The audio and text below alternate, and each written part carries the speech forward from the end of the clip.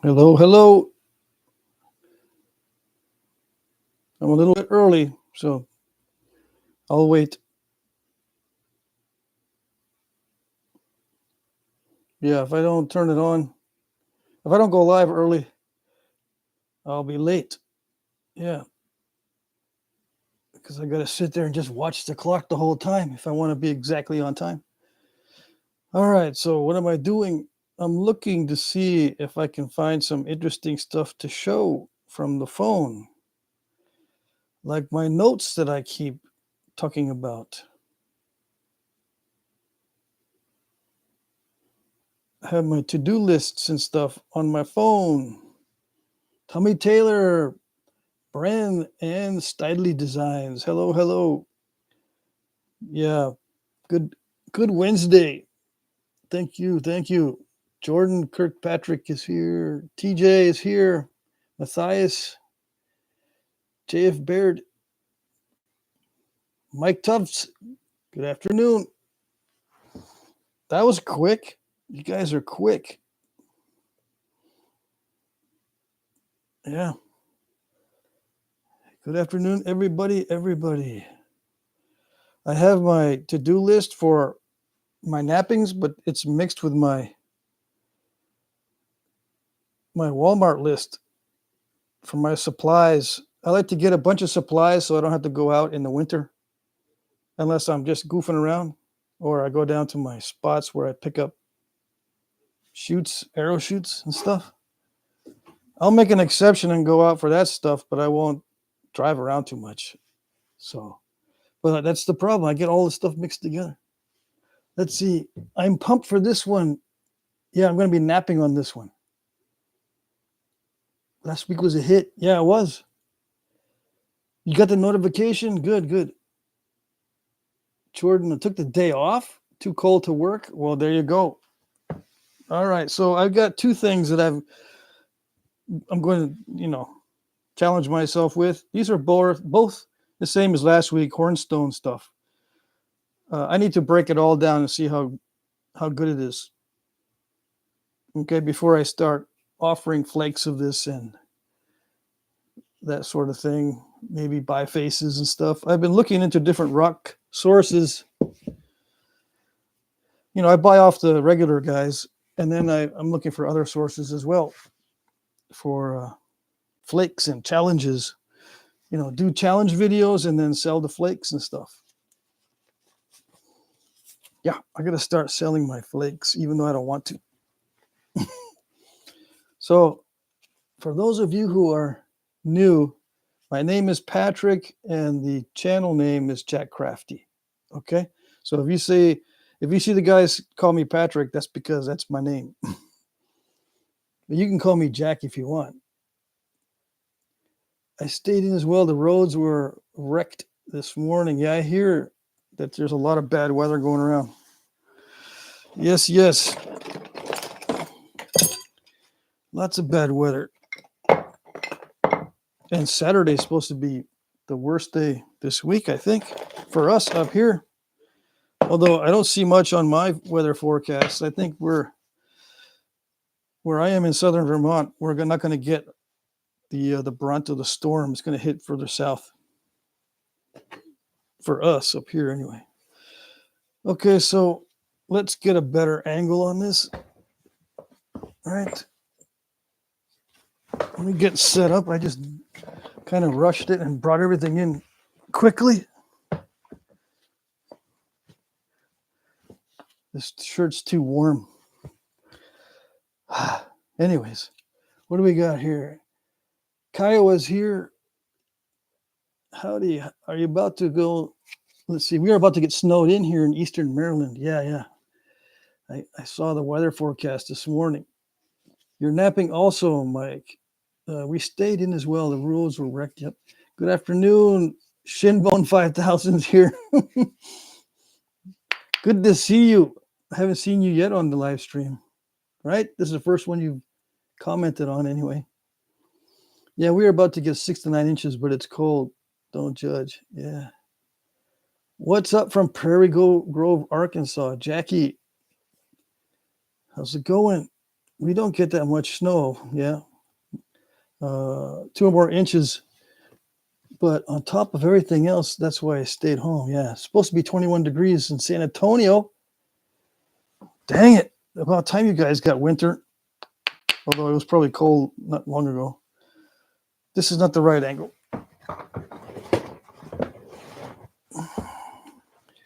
There we go. Everything gets switched around when I'm doing a video. Okay, so this is just hornstone. Straight from the ground, I guess, because it's covered with dirt. And everyone knows how to do direct percussion, right? No? This is a beat-up old bopper. That's what I use for initial spalling. And this stuff is excellent. But I'm just taking off thin flakes. Let me try to get a bigger flake. If I don't know the material that well, I just take it easy. But this seems like it's going to nap really well. So let me take a big old spall if I can, or a bigger one. Yeah. This stuff is really nice. Let's see if I can get a series of bigger pieces. Yeah.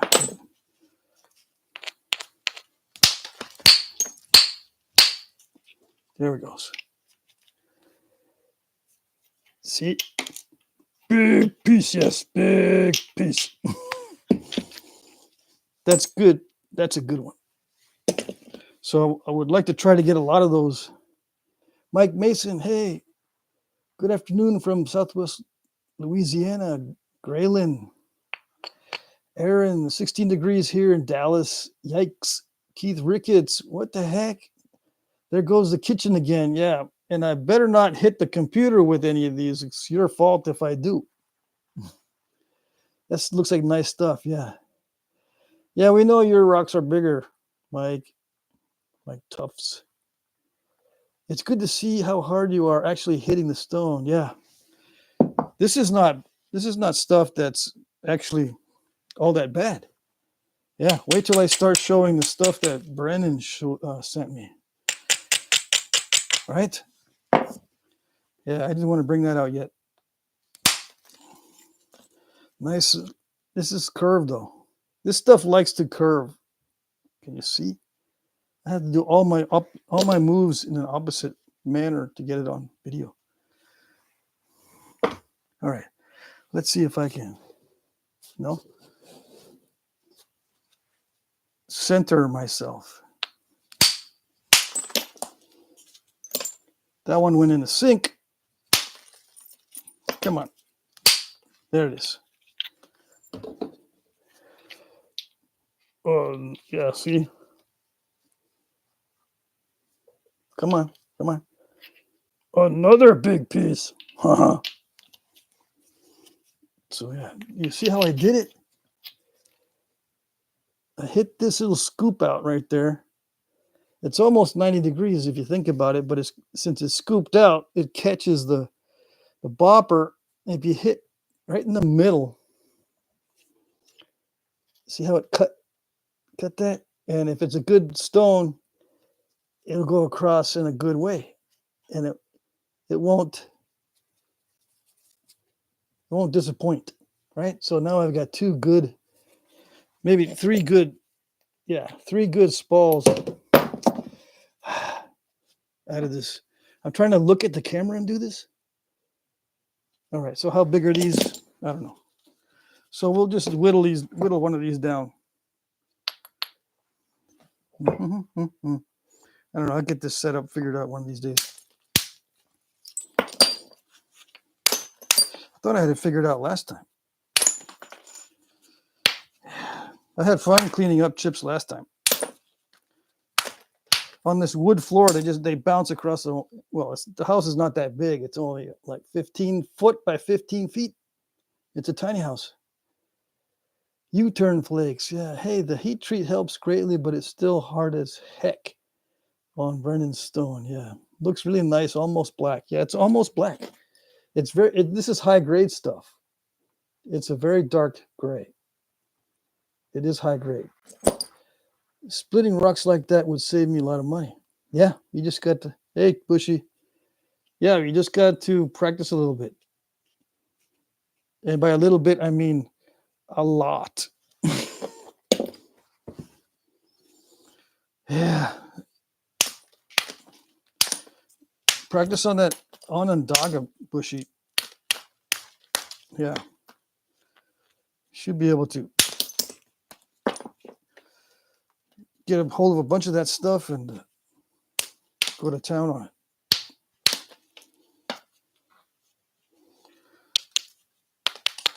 So this Cortex is actually nappable on this stuff. So in that case, I don't have to worry too much about removing all of it. If some of it stays, it's okay. And then I switch over to another smaller bopper once I get the preliminary shape. Let's see. Hello, everyone. I'm here now. Smokes is here. How's it going, Brian? Patrick, how much snow did you get over there? We got better than a foot, probably almost straight across from you, maybe a little higher. David, right now on the ground, we've got at least 10 inches, but it keeps melting down, and there's a crust. There's like an inch crust on the top. We had about 11, 12 inches built up, but now it's sunk a little bit, but it's crusted over. Let's see. Red-eyed Patriots here. Hardest rock I ever napped was the Kentucky Blue you sent me. Yeah, it's pretty concrete stuff yeah, but you wanted it. It took me a while to find some guys that would sell it to me. The Kentucky Blue. They go, what, you want some of that? I got some of that. And they looked at me like, hold on. They come back, here, I got these big roundish nodules. You want some of that? And you can tell they're like being sneaky about it because no one wanted it, right? Because it's so tough. I said, yeah, I'll take it. How much?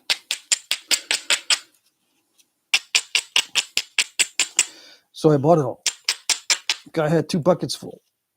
But it wasn't all Kentucky Blue. I had to figure out which pieces were the blue color after napping it down. And I said, dang, no wonder no one wanted it.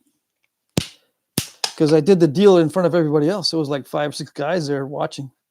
I did the deal right there. No one said anything. Nope. They're all kind of watching. Yeah, I can be pretty precise with this little bopper.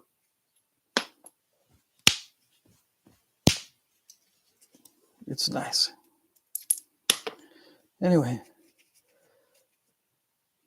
the rest I could do with indirect percussion. Right. And these abraders, they wear down really fast on chert. So I'm already losing quite a bit just from that last episode last week.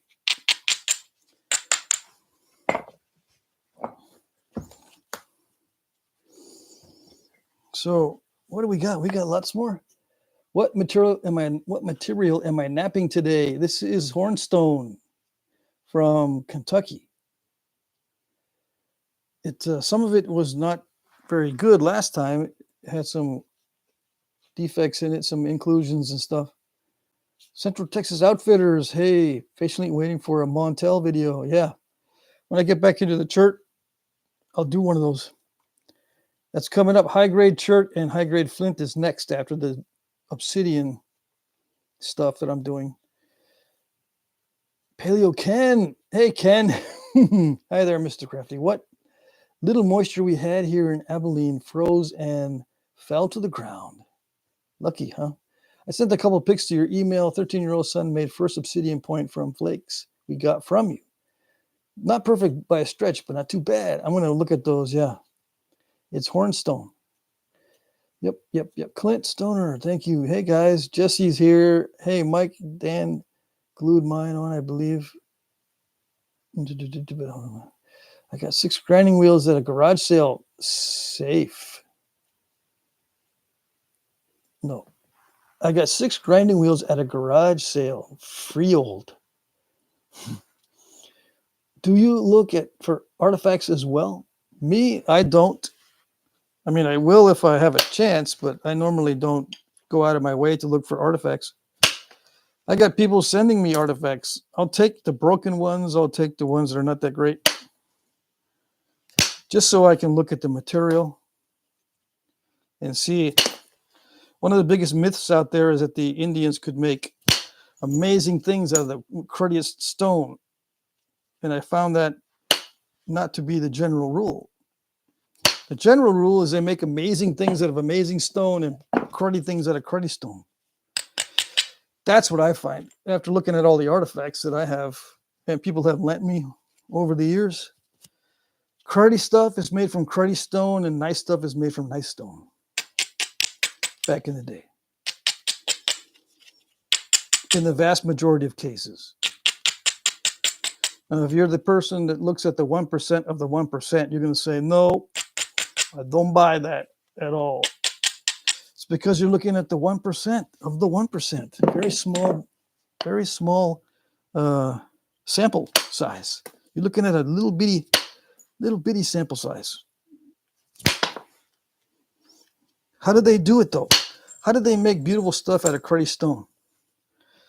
It was probably the guy in the tribe that has lived the longest, napped the longest, and will kick your butt the best out of everybody. The best warrior, let's say. Because they would, you would save stuff that was made by the special person or whatever. You wouldn't use it. That's why they survive. Is that bucket you're sitting on? No, it's a 5-gallon Craftsman's bin. Let's see. From Home Depot. 5-gallon. It's a perfect height. Plus a little trucker pad. A trucker seat pad.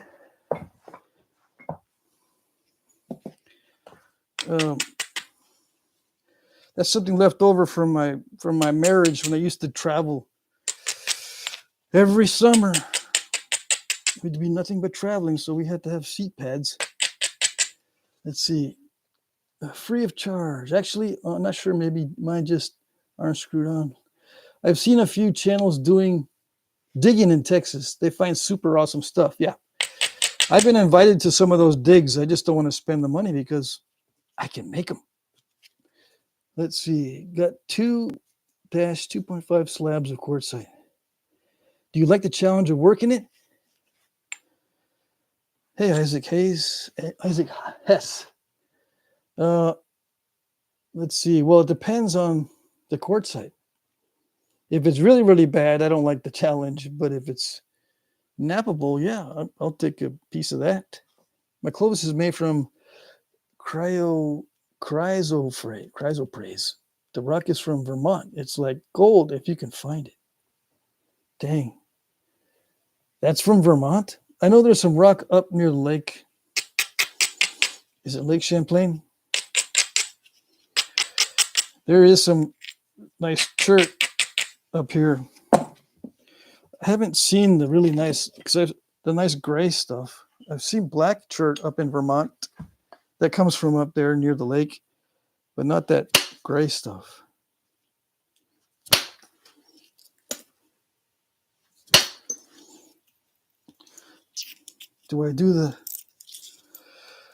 Should show and tell all these flakes or no? Probably not, because this is not a good format for showing flakes. It just probably shows you the angle, right? You can tell it's 52.6 degrees. I'm kidding, right?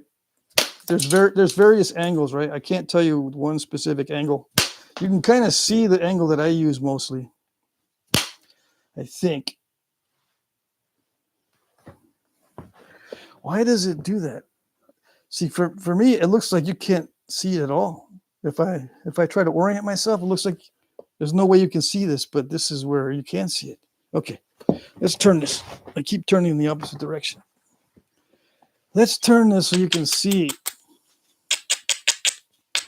Right now, I finished the bifacing stage, and I'm now at the thinning stage, coming up on the sweat stage. It's not the sweat stage yet because I'm still thinning. Once it gets down to 4 to 1, 5 to 1, and I start thinning further, that's the sweat stage. Why do I call it the sweat stage? Because you start sweating because you know you could break it at any time. The risk of breaking it goes way up after it gets thinner than 5 to 1. No matter what material you're using or what technique you're using. Hey, Devin. Hello, Mr. Crafty from my wife and I. Good evening, Bent Creek Stone and Steel. Wow, everybody's here.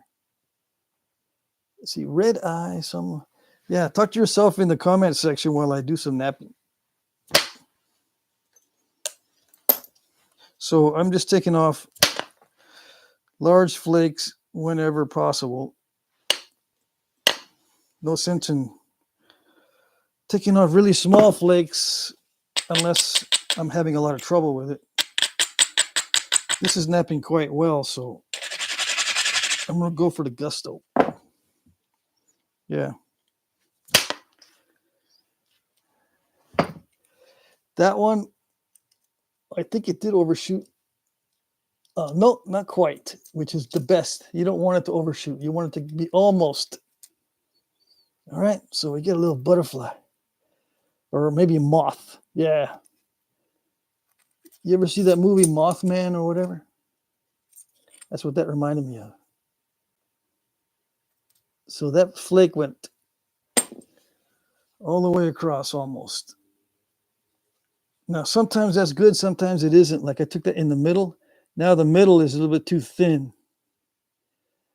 But I said, I might as well take that opportunity. I've got to thin the ends down. But now I've got to be more careful with the end thinning than I normally would be. See, from this view, you can't exactly tell where I'm hitting on the workpiece.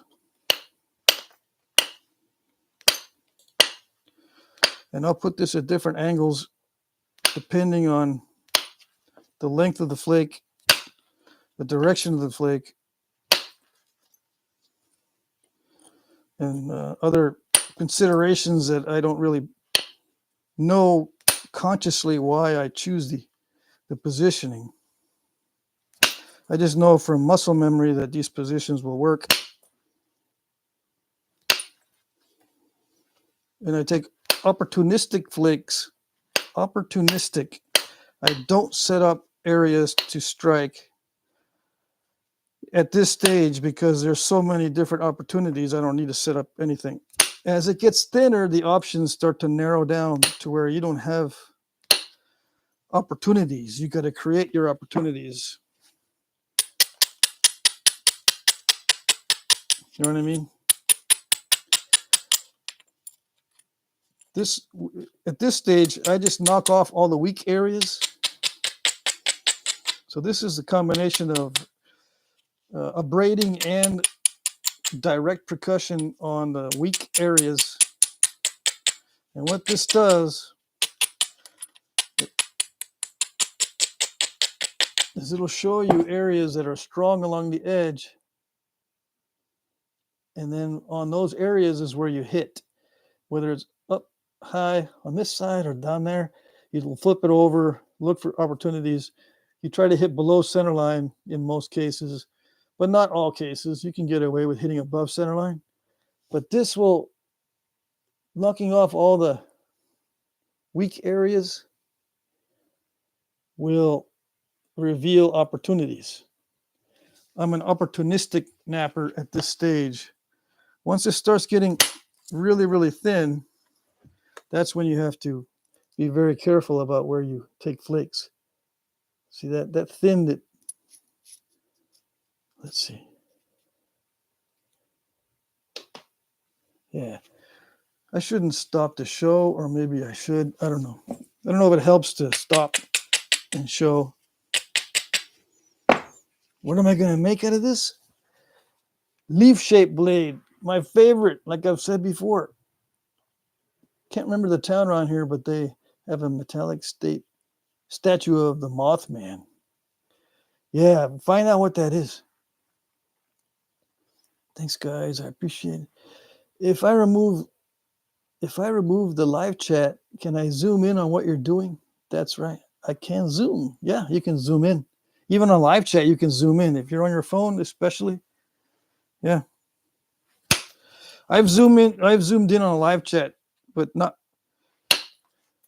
flint napping. There was a different live chat where I think he was bushcrafting or something. I just wanted to check and see. And yeah, sure enough, you can zoom in. I don't know how that'll help. I don't know how much that'll help. It might. But you can see what I'm doing in my regular videos. A lot of people want to see my setup or how I nap from the front view so they can maybe understand the positioning better, understanding the intensity of the strikes, how much I wind up or whatever. What is the angle of the flaker? Doesn't make that much difference. To know this angle. So if you're napping like this, you may want to copy that angle. If I do napping with the Kelly strap, I tend to angle it downward because I work here in this area. I don't adjust my position. You know what I'm saying? For the Kelly strap. I work with the material right here at this level because that's where my elbow and my arm rest on my leg. So I work in this area.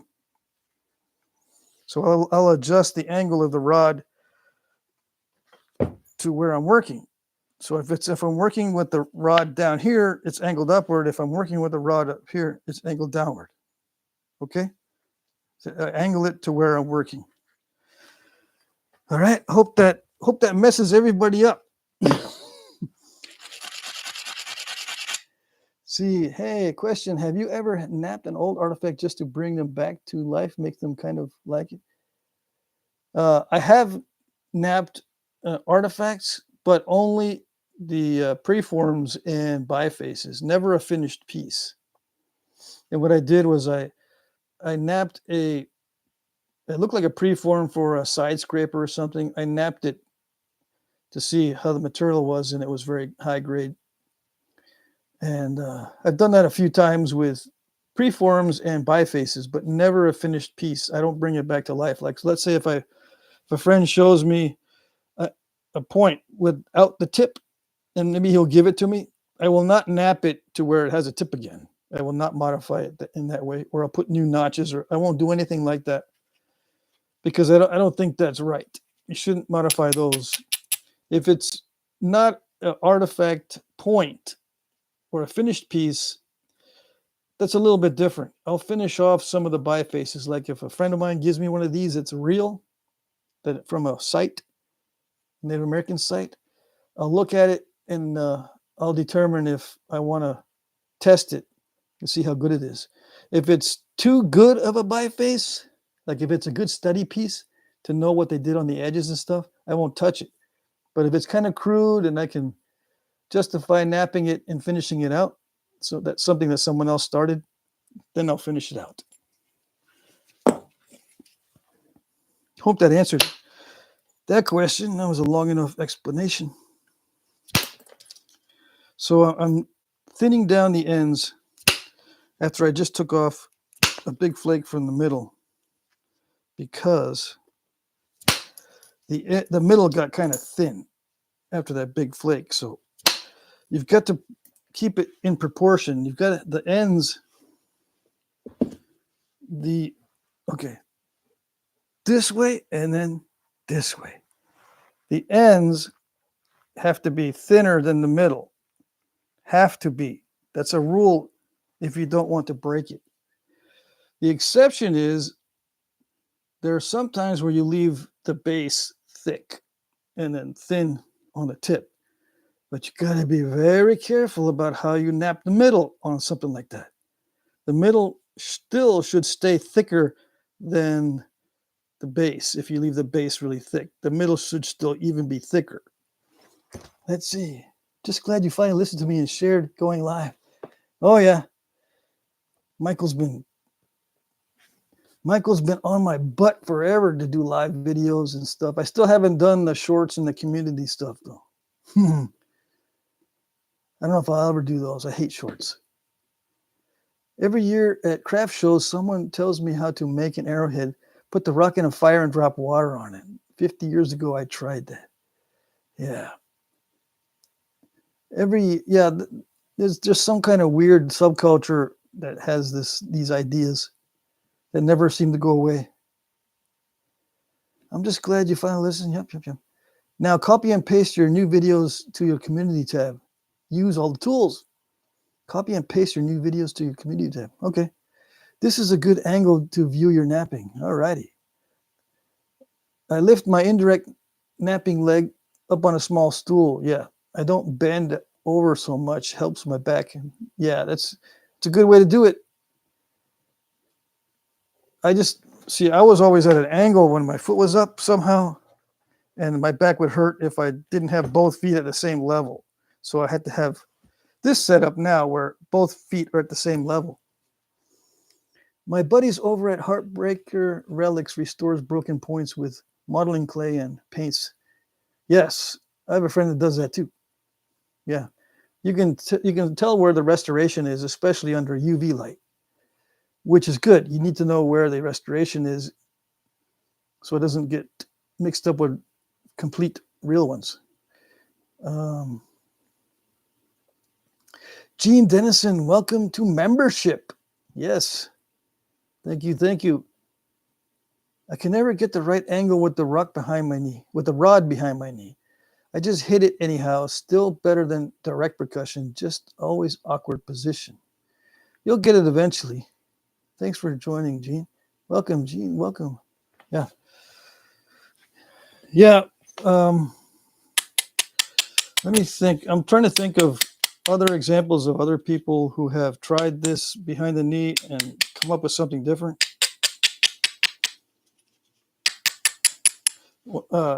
People have been coming up with gadgets. There's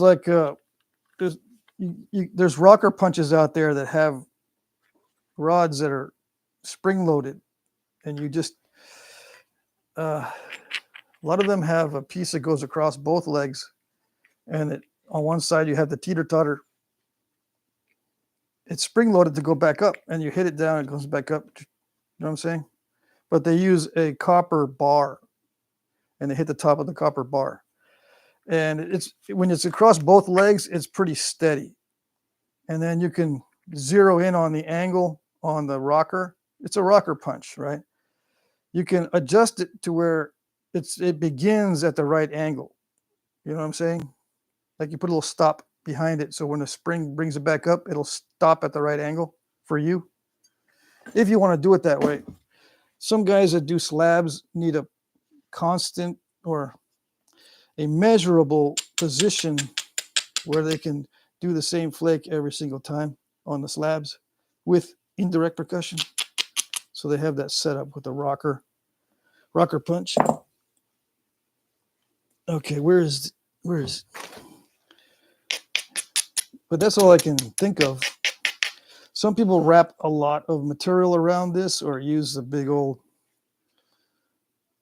plastic rod and insert the copper into the plastic rod. I don't recommend wood as your indirect percussion tool or for the indirect percussion tool because wood loosens up a lot and the tip starts to rattle around in there. You don't want any rattle aroundingness in the tip. None whatsoever. You don't want any play in the tip at all. So use plastic or nothing at all, or wrap some foam around it or something. Down here, make sure the tip doesn't have any rattling going on. You know what I mean? Yeah, I think you know what I mean. All right, so now I'm going to trim around the edges and get rid of the fat spots.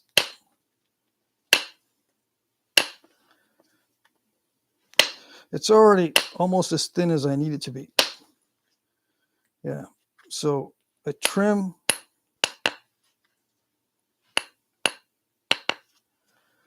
to get it to be nice and even around the edges to give me an idea of where I can attack for the final phase of the operation to close it out. Once in a while, you do a little bit extra heavy duty strike to get some of those bigger flakes removed. It makes it look nice if you got bold flaking instead of a bunch of flakery stuff. Like this side is very flakery. This side's got bold flaking. I try to get both sides finished out with bold flaking if possible, because that's what I like. And it was done that way a lot in the past as well. Somebody, Jesse, gave me some money, 20 bucks. Thank you very much. Oops, I'm missing much of the chat. What is going on in the chat? Let's see. I watched Jason Newman nap, and he's a big guy, so I picked it up from him. Oh, okay.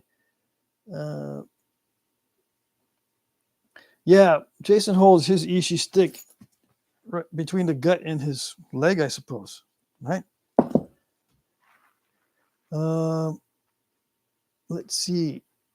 Hello, all. As for Corn is here. I use loaded sprinkler tubes for my high-impact plastic striker. That's interesting. I use loaded sprinkler tubes. Interesting. I don't know what those are. I've seen a few nappers try your style, but I think you got it down the best. Like it's just natural to you. Yeah, because I've been using it forever, for a long time. It has become, not only did I come up with it, it has become my go-to. I like it a lot. I've come up with other stuff that I don't like, and I never use it. But this one I do like. The indirect percussion behind my knee like this. I asked my son to hold the rod between his teeth, and he wouldn't do it. Yeah, just do it. I strapped mine down tight with a 1-inch plastic rod and a 1/4-inch copper top of my knee, and I can see the angle better. All right, very nice. If it works, it works. It's a works donut. Thanks for supporting, Jesse. Yes, thanks. We call the gut support. Yeah, chef adoptee. Your scar flaking, see, your scar flaking, see, getting better. The ones on your small points are outstanding. Yes, good job. Thank you, David. I tried a 1-inch fiberglass rod, but it frayed, and I used hose clamps. Gave up on them. Yeah, fiberglass rods are not that great for the handles for the indirect percussion bits.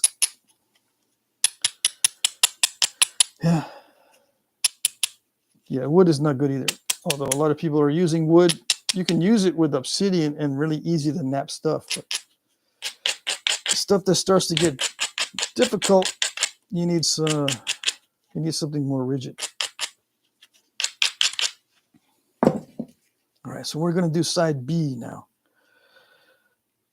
Try to get some bold flaking on side B.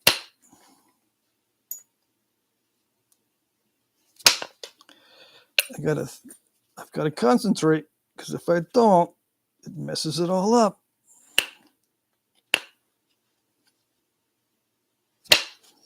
So now that you're seeing the angle, you know how to do it, right? You know how to do it really well now? Or you go, no, I got to start from scratch because I've been doing it all wrong. Got to start from scratch because I did it all wrong. Everything. Voila. I'm working on side B, trying to get good flakes. It helps if the material is good. Oh, yes. Like I said in the beginning, or toward the beginning of the video, when you look at real artifacts, the good ones tend to be made out of good material, and the cruddy ones tend to be made out of the cruddy material in the vast majority of cases. How do I know? I don't know. I think the flake scars are what reeled us all into this hobby. Every scar is different, none the same. Yes, yes. Well, I'm going to lose original signal today. Probably rewatch later. Someone's losing signal. Uh-oh.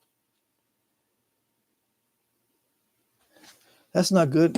Everything looks like it's still live. I demonetized this one, right? So you guys shouldn't have seen an ad at 30 minutes. If I don't demonetize it, the ads start to show every 30 minutes. It's terrible. So yeah, I'm just hitting relatively large flakes off of the surface. This is side A, where I took that big old flake earlier. I still got to clean up the edge where it stopped. So that doesn't have that many flakes on it, and I'm working on making bold flakes across this side. Trying not to get too thin. And yeah, you can get too thin, believe it or not. Some might say, nope, it's never too thin, because it can never be too beautiful. Thinness is beauty, is what a lot of guys are thinking. No, there's more to beauty than just the thinness. Some people say, no, all wrong. If it's not thin, it makes me want to puke. And I never puke at something beautiful. So that means it's not beautiful.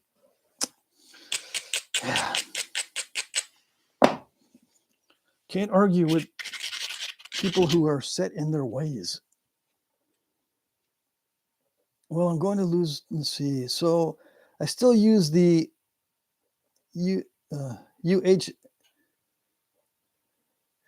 let's see, UHMW, not the UMHF, plastic rods with a copper bit. It seems like I have to wind up and strike the flaker much harder than you are with just that copper rod behind your knee. Yes, I think you do have to wind up and hit harder with the plastic. If you got a plastic handle with a copper bit. Does it pinch your skin? No. So I still use the as for corn says, does it pinch your skin? It doesn't with me. Let's see. I'm getting some fuzz in the. Oh, I know what it is. The video looks fuzzy. Hold on.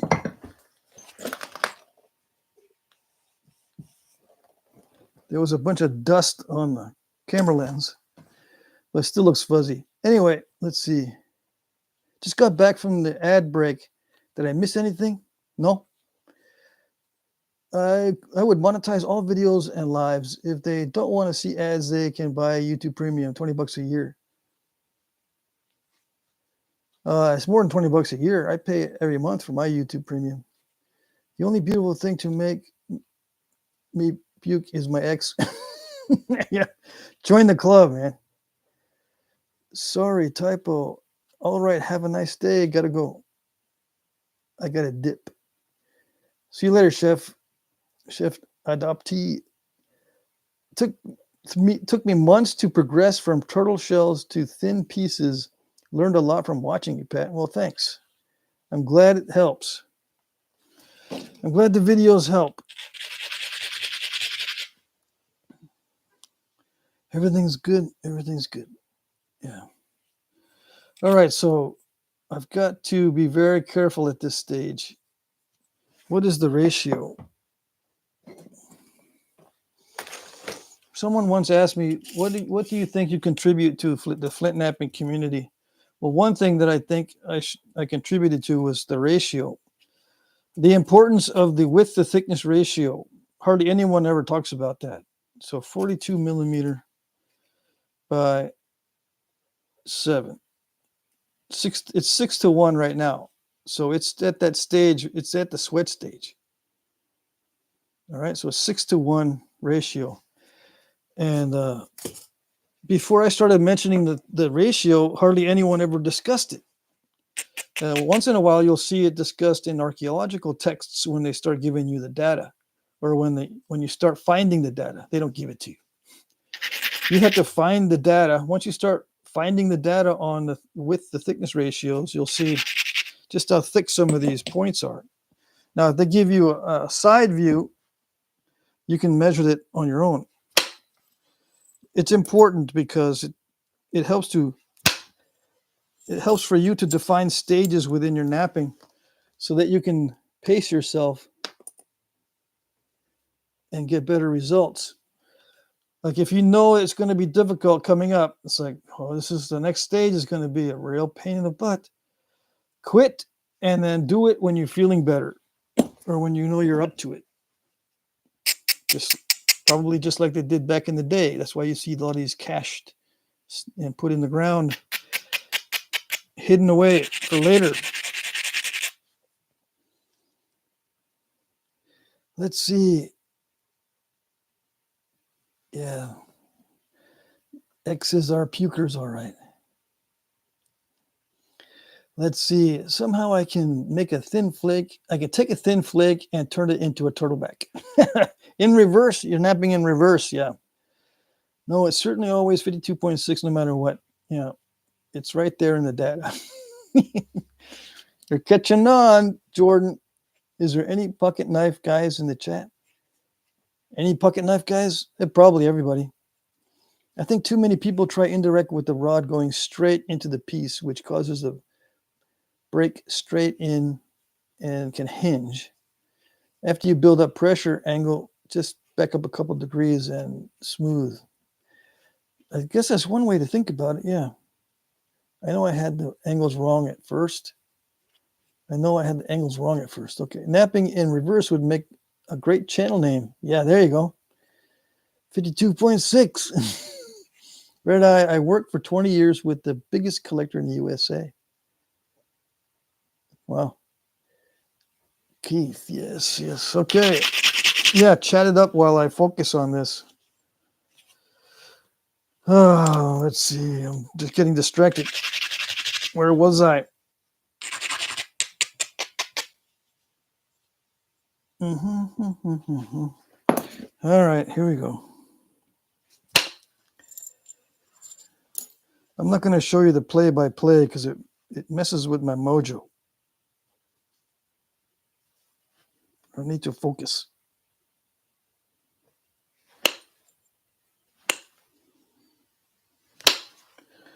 I did a crush on the edge right there. Can't see, I know, but it happens all the time with me. I'll crush the edge, and that's how I know I haven't abraded enough, or I'm working with substandard contour on the tip. It's starting to get dark. The light's changing.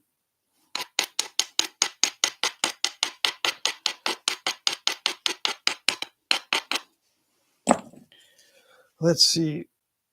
Where am I? Where did I do? What did I do? Oh, okay, that's where I was.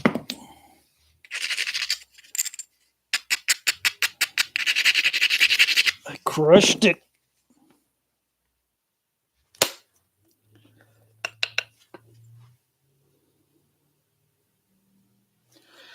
Yeah, this is not an easy one. The material is good, but for some reason the contours are not that easy. Can you see? I keep thinking I should be turning the other way.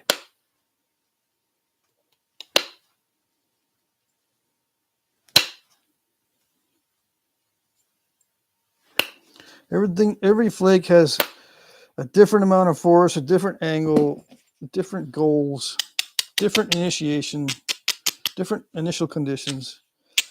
When you do random flaking, everything's random. So whenever I am asked, what's the angle or what is the platform shape? Is it this or that or this? Is it this angle or that angle? Or is it this angle or that? Or is the edge like this? Or is it abraded or not? The answer to all that is yes. What? Yeah, it's everything. It's variable. It's never the same when you do random flaking. If you don't like random flaking, get into the flake over grind stuff, the fog stuff. Just go over there. Save yourself 5 years of misery and just go over to the flake over grind if you can't stand the random or if you don't understand it. Yeah. Everybody that's not understanding how to take off square edges, go to the flake over grind. If you don't have the ability to work from nodules like this, because you make them into gravel with pieces that are no bigger than this, go to flake over grind. Just save yourself 5 years and go over there. Now, if you want to stick with it because you refuse to not be skilled in this, good. But you're going to have to suffer. Don't be crying to me that you're suffering, because that's what you're supposed to be doing. Or don't be crying to somebody else either. I just want to be able to do it. What do I need to do? We already tell you. You have to keep doing the same thing over and over and over and over until you get the different results. And when I say the same thing, I just mean keep napping, keep hitting the edge. Eventually you'll learn to get what you want and predict it to some degree. And the longer you do it, the more you're able to predict the flakes. Up to a point, you can predict pretty much the middle of the flake, but the beginning is not easy, and the ending of the flake is the hardest. Even after I've been napping 15 years, I still can't predict the endings of the flakes very well. The middle, yes. The beginning, not so much. The endings of the flakes, they're always a mystery. It's always luck if the ending of the flake did what you wanted to. Yeah. I'm just hoping it always feathers out. I don't care where it goes. I try to put the obstacles in the middle of the flake, or I try to close the gap between the edge and the obstacle so that the middle of the flake removes the obstacle. That way I don't have to deal with trying to figure out where it's going to end up. Where is that flake going to end up? What's it going to do at the termination? So you can see that I'm tapping lightly. When I'm tapping lightly, that's small flakes. When I'm hitting hard, it's larger flakes. Okay? For the most part. Sometimes I can hit very softly and get a big flake. Sometimes I have to hit really hard. They still get a small flake. But for the most part, if you see me tapping little bitty taps, it's just small flakes.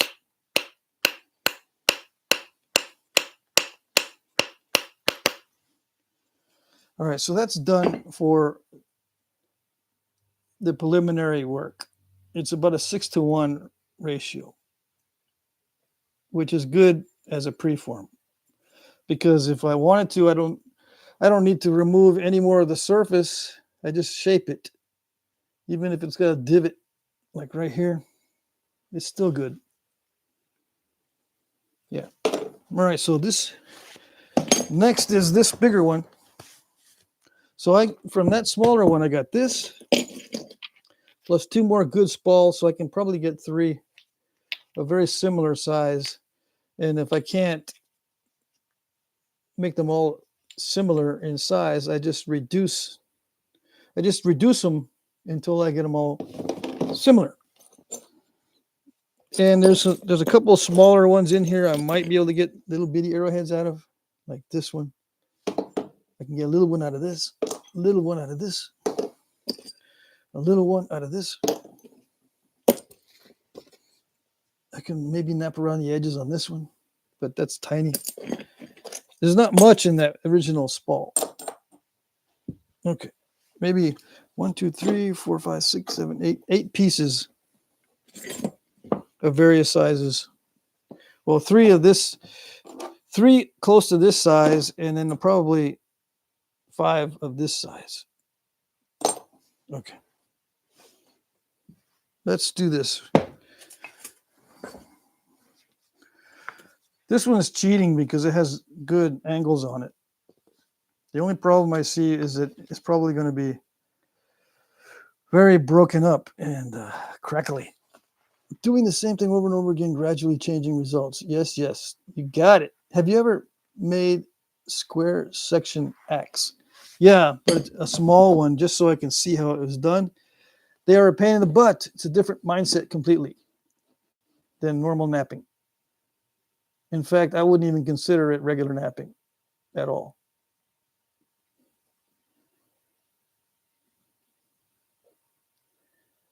I would buy about 30, 50 a week from him and sell them on eBay. Let's see. Who are you talking about? Oh, I see. Bushy, you're talking about buying some preforms or something? Oh, knives. Let's see.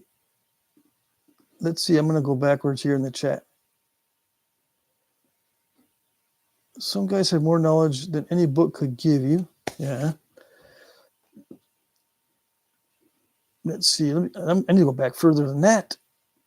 Come on, you got to work. Give me a break here.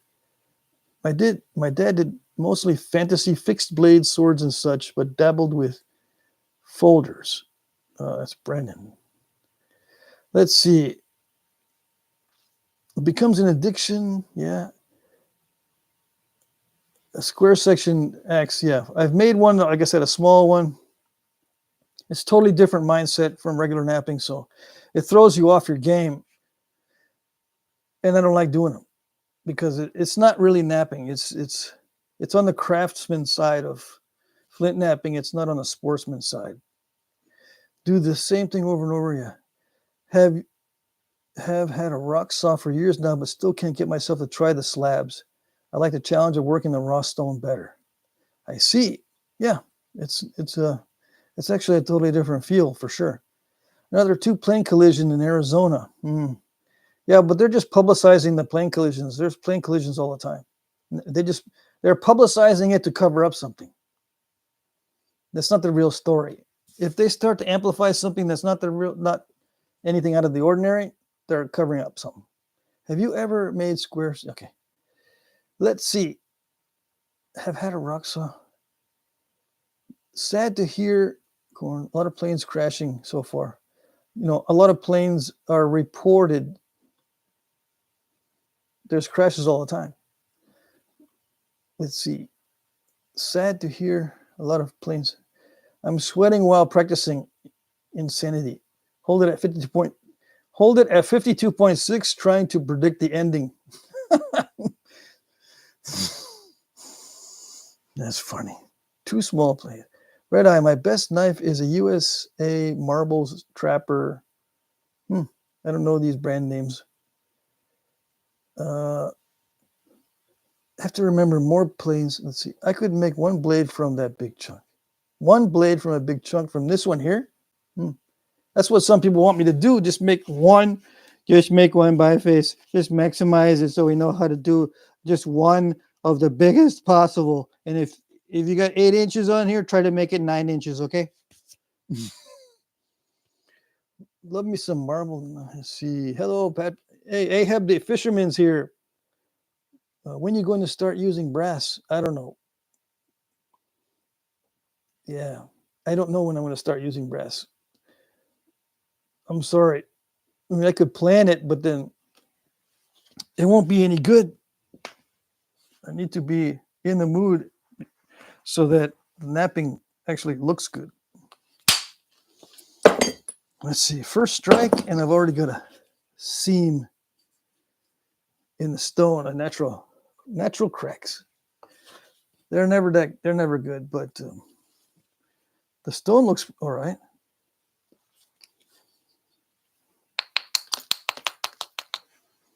Oh, you can see better this way. So I'm just going to go down. I took one there, and I took one there. I'm going to take another one there. It's just snapping halfish stuff. None of these flakes are holding together. That one snapped. But you see what I'm doing. I'm just skinning.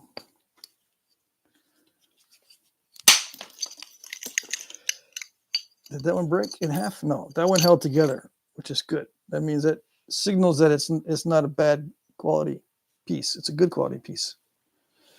The other ones, that if they snap in half, it's snap in halfish, or it's got a natural crack in it. But this one is good. Yeah. But this one has a seam. See that? Anyway, I'm just going to nap this down, and if you can see, you can see. If you can't see, oh well.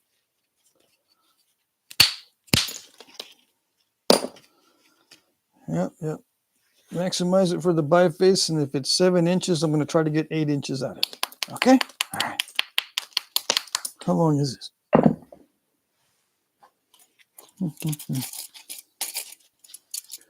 Where are we? Brass is just a copper alloy made harder, sometimes softer is a bonus. All right, so this is 6.5 at the most. And brass is very slippery and very bouncy. But you can just try using a brass hammer, because they sell brass hammers. I could make a 1 million small flakes. Call us a gravel guys, yeah. All right, gravel guys. I made 4 marbles last night. I got a rock stretcher for you for sale. All righty, Song Tribe. Bought it from Temu. Can't get it to work. Don't come with a manual either. Dang it. Those rock stretchers, you can't buy them used. F&A, man, got a natural crack, man. Yeah. There's always a big crack. Everyone's always got a big crack. Brass just copper, yeah. Let's see. Sal is here? I don't see. Oh, yeah, there it is. Hey, Patrick. Hello. Yeah, 2 comments up from that. Hello, Patrick. Dang it, I'm late. Yeah, well, we still got another hour and 5 minutes. All right, Danny. Danny's in the house. Keith. You guys are talking to each other.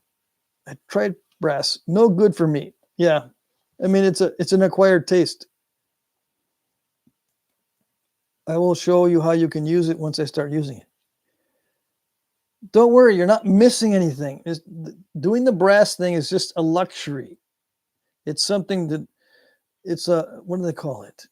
It's something that is an obscure topic that's presented for entertainment more than anything else. I've caught myself looking for a new video from you so often that I guess I think you never have to sleep or eat or do anything else in life. Yeah, David. Yeah, and people have told me that before too. Like, dang it, you've been making a lot of videos. Do you ever sleep? And then when I don't make videos, dang it, I can't sleep because you don't have one of your videos. Let's see. Don't do crack. Yeah, don't do crack. This is your brain on crack, okay? That should be the goal. Large spalls or usable flakes. It should be. Yeah, Paleo Ken knows that's the smart thing to do, but not everyone does it. I get requests all the time just to maximize. Just maximize it. Just do one biface. Don't talk about anything else. One biface as big as possible and make sure it's longer. I added that last thing, of course. They don't ask me to make them longer. They just ask, make it as long as possible so I know what to do. And they end up being one of the gravel guys. It's so funny. I used steel for my direct. Was free and will probably never get rid of it. Yeah. On your taxes, what is your official occupation, napper or entertainer? What did I put last time? I I don't ever. Well, yeah, it is flint knapper. Um, I'm trying to remember. But yeah, it's the artsy fartsy. I think I put artist flint knapper, not entertainer. Although it seems to be going that way. What should be the goal? Large balls or usable flakes? That should be the goal. Okay. Hey, good to see you. Ash Butters here. I use steel. Yep. Okay. Indirect. Aluminum is awesome. It's between copper and antler. Bulbs are slightly less than copper. Yeah. With everything being equal, the bulbs are nicer. Nice. I mean, they're flatter. They can be. But I've scooped it really bad with aluminum too. So don't get the wrong impression. Be careful with that big white whale, lest ye slip into madness, ye scurvy cur. If anyone can get an 8-inch Clovis from a 5-inch piece, Patrick can do it. Yeah, thanks for the vote of confidence. I guess that's why they watch the videos. Aluminum rods are my mains, but these Arizona rocks chew it up fast. That is true. Flint knapper with a side order of entertainment. Yeah. Got my. Okay, so let's continue. Okay, where did it go? I'm using the beat up bopper for the preliminary stages. This is tough to figure out because it's got a lot of cracks.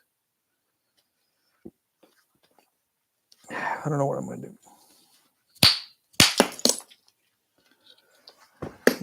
Arrowhead sizes, little spalls, I suppose. But it breaks up. No, these are breaking up because of natural cracks in the surface. And there it goes. I hit it. Where did I hit it? Right here to take a flake off of this way. And it ran into that natural crack and blew that piece right off. But this is okay. This looks solid without cracks. So that's a nice piece. This one, however, I'm going to really need that rock stretcher now because this is getting smaller, much smaller. Okay. Let's see. Let's get this down to a biface.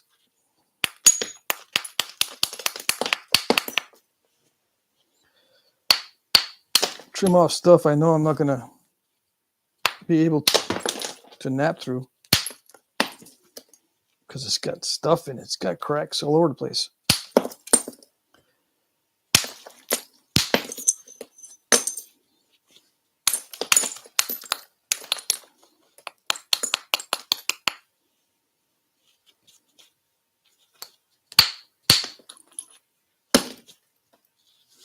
That's got a seam right in there.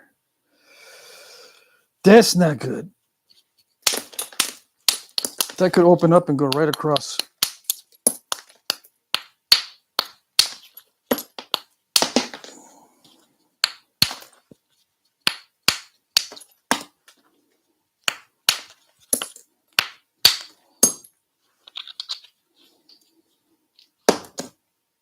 There was a crack in there.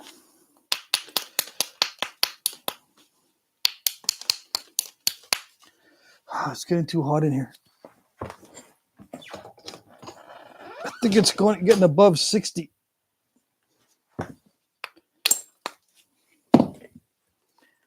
What's the temperature? Yeah, 66 degrees in here. I like to nap at 60 degrees and below. I turned off the heat in the house, but it's still heat's still rising. And it's only like what, 30 degrees outside. Let's see. Hi Patrick, my name is Tian. Stole my dad's phone. Oh, okay. It's not Keith, it's Tian. Dang it. Nappy yakking. There you go. Bye. Grandkids have volleyball. That's always a first priority for sure. I'm so jealous of your rock supply. Yeah, well, it's not all that big. Later, I've heard the name Sal many times, but can't put his handle with the name. His handle is the blades and points by SGP or something like that. Let's see.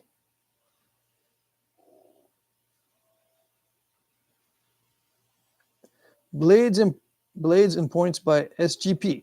Yeah, that's Sal. The SGP stands for Sal GP. Sal Perales. Okay, so here, let's continue.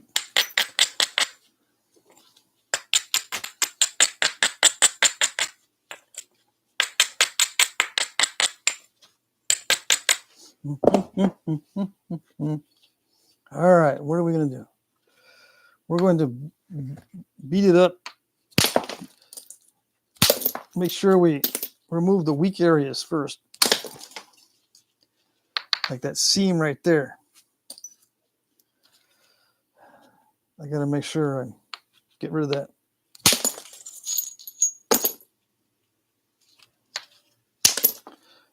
Make sure I trim around it. Make sure we're not getting too thin on the ends.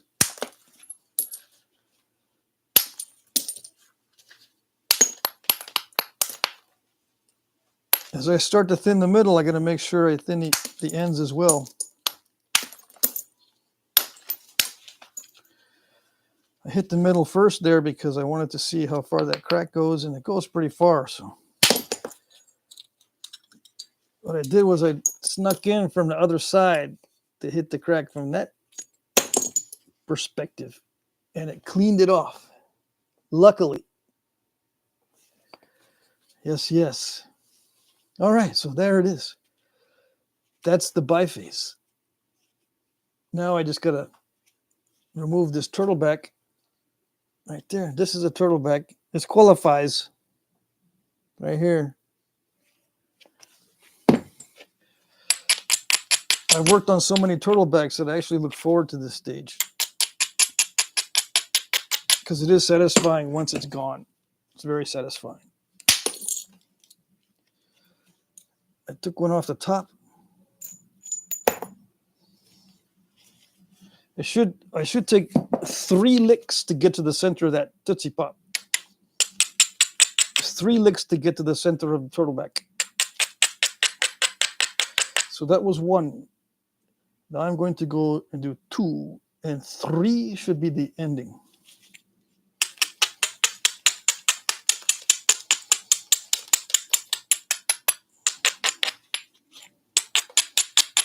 Let's just see. What I'm doing is I'm removing the weak area so I can see where I can hit. Yeah, that's what I'm doing.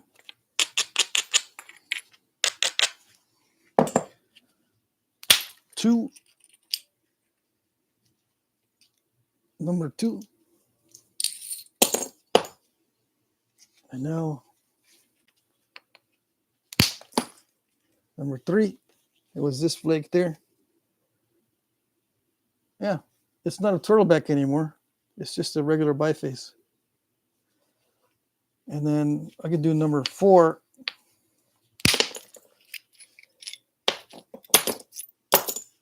To get rid of most of it. That one overshot though. Not too good, but I've got plenty of width, so even though it's not that great, it didn't ruin the final result. Not at this stage. All right, so what we got left is that crack right here. It's super satisfying removing turtlebacks. Yes, it is. Especially if you could do it in 3 licks. Just like the Tootsie Pop. You can get to the gum in the center in 3 licks. It's very satisfying.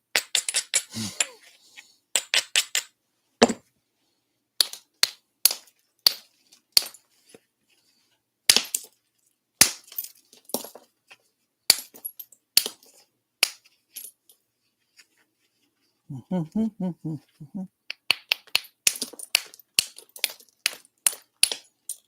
can't see what I'm doing. I got to nap like I'm teaching the refrigerator or something.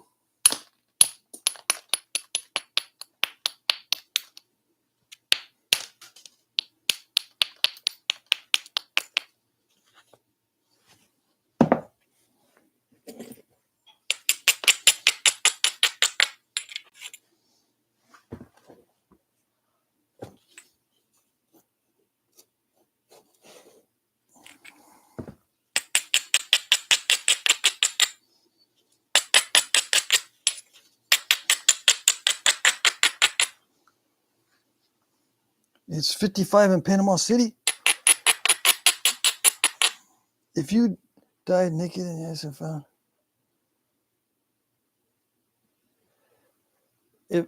Let's see.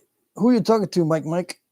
Are you asking me the question? If you died naked in the ice and found 100 years later, would you want to be on public display or buried in respect? Let's see. That's actually an interesting question. I mean, what would I like? Well, being found naked is not interesting because I don't have any of my equipment. So just toss me in the garbage. Yeah. Just haul me away to the landfill. That's what I would like. All right.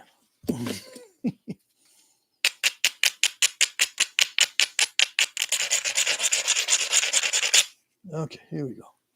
Let's see if we can get rid of that correct area. All this was in preparation for getting rid of that.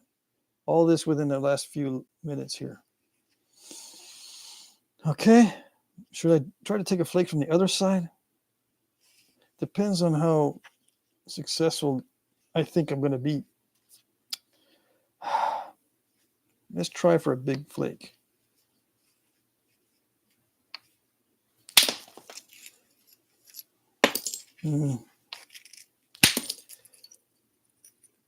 There, let's see. It broke up, but it did run across the top of that. So it's getting there.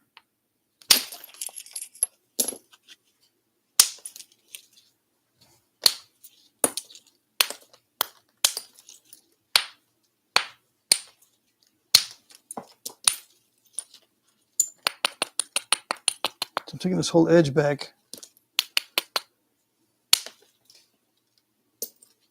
Still has a crack there.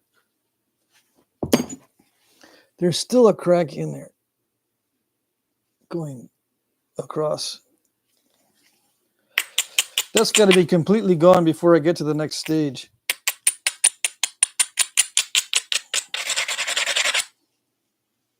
I can't have that in there at all. Hold on. I got to take material off of side B so I don't install a curve.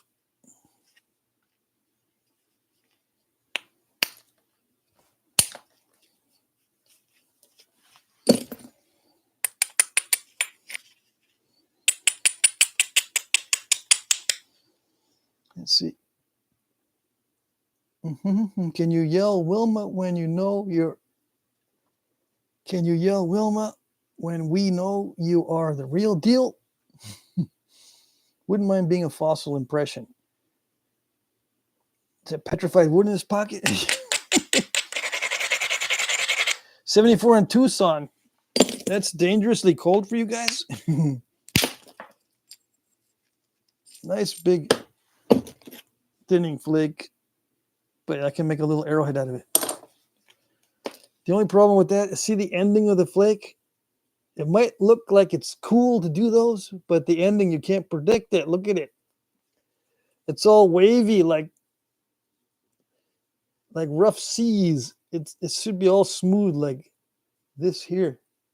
So like if I was going to make a Clovis with this material, this is what might happen at the ending of the flake. It may just get all chattery and the Clovis won't look right. See how chattery that is? It is lots of vibrations in that one. I don't know what it is. they don't all act that way. There was some smooth terminations on this earlier. Somehow that one wasn't the smooth one. So everything that I'm doing is just so I can have a better attack on this crack. Attack the crack, but I got to make sure everything else is going to cooperate when they start hitting that. Every time I hit that, it risks snapping the whole thing along that crack. It's not that bad right now. There's only a little bit left, so it should be gone very soon. But everything I'm doing is just building up to removing that. Okay, so these are all incidental flakes because I need to thin the base and the tip. Make sure everything is nice and even. It helps prevent breakage when I hit really hard and try to remove an obstacle. Right? Right.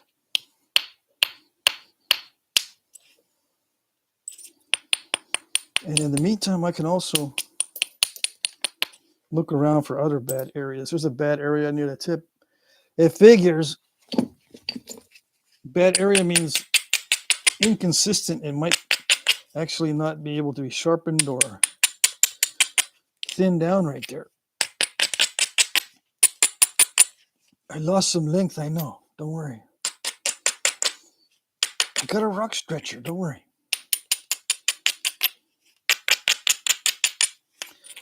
Okay, here we go. How much time we got? We still got 45 minutes.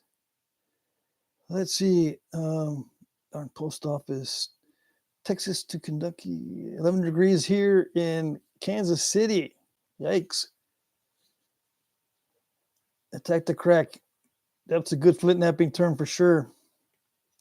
Would be nice here at the Grand Canyon's incipient crack if the clouds went away. How long you've been out of Texas? I've been watching a long time down there. David, I've been out of Texas for 1 year now. Last February, that's when I moved up to take care of my dad. He's already passed away, and I've been here. I got here last February to the day, February 19th, last year, now that I'm thinking about it. I've been here exactly 1 year today. And I plan on staying. This is my dad's old house, so I'm taking responsibility for it.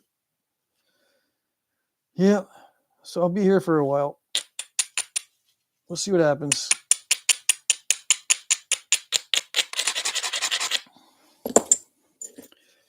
Okay.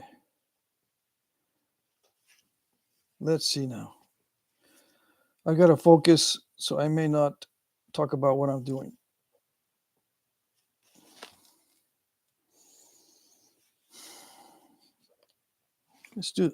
Let's get the little bit better bopper.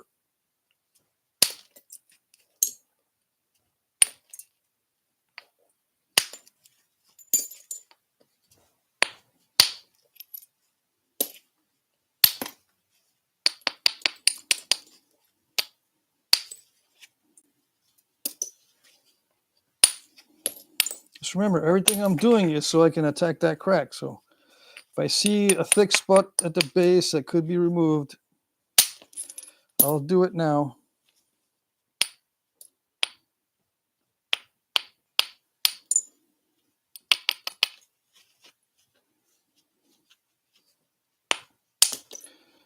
If I see thick spots anywhere that will prevent me from attacking it from the other side, I'll remove those. Everything is geared for that one last strike where that crack is. But I've just found another one right there going this way. See that? I just found it right now. There's one that's still up here.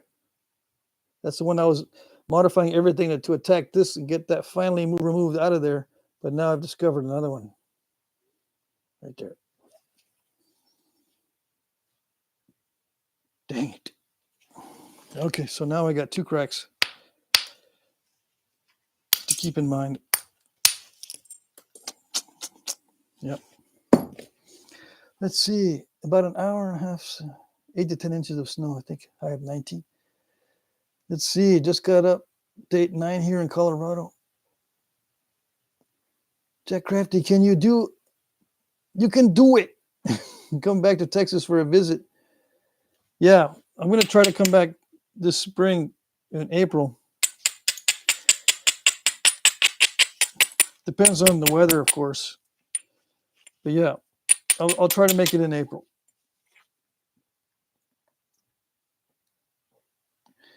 I had my father's and mom's house for 6 years now, wife in hospice, so now I get to work on it. I see. Yeah.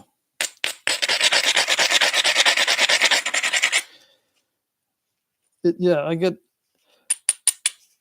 going to do the renovations in this house, and I'm going to be doing the yard work. There's a bunch of stuff to do outside. I'm thinking of setting up some rabbit hutches or maybe raise chickens or something.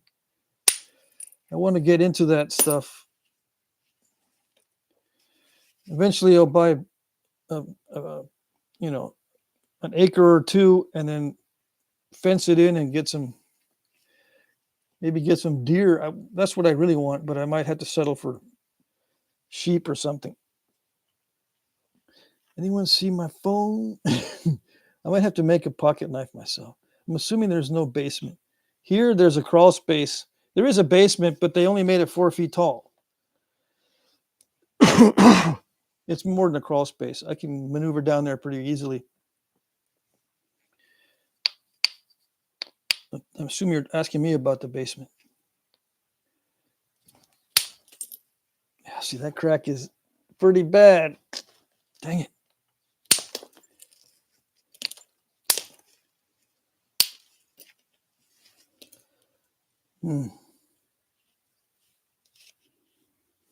Okay.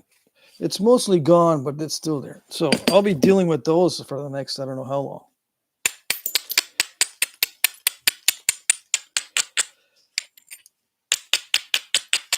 I think I need to switch over to indirect percussion now that it's getting too thin for risking it on the billet percussion.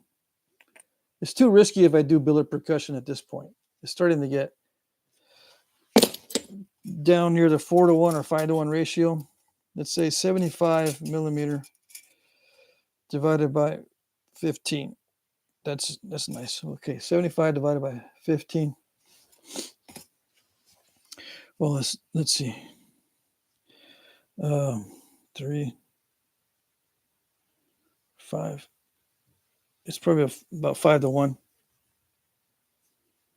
Yeah, once it starts to get that thin, it's best to go to indirect percussion, in my opinion.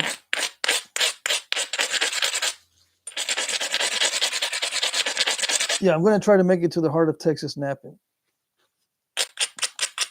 For those of you who know what that is, yeah. In Brady, Texas, in Richards Park.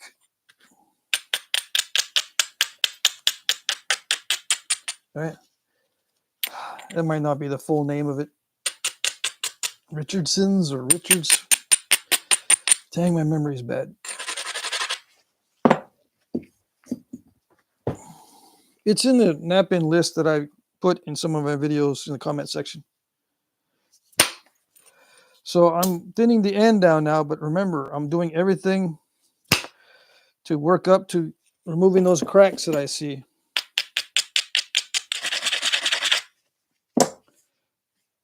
Okay.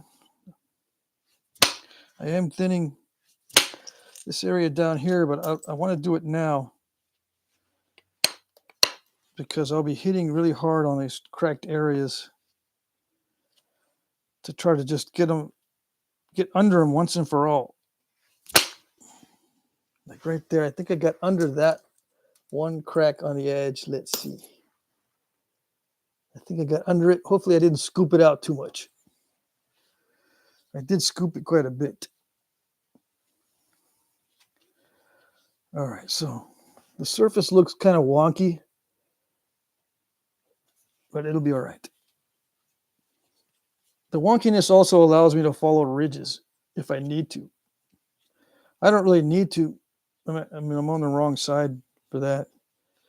This is pretty clear. I don't need the ridges to clear off anything. So, but it's always nice to have some ridges to work with. But I'm going to remove some flakes along those ridges and flatten it out. Yeah. Before I tack that. Because I don't want to install curves. That's the main problem with wonkiness. It's easy to install a curve if you don't, make an effort to keep it flat.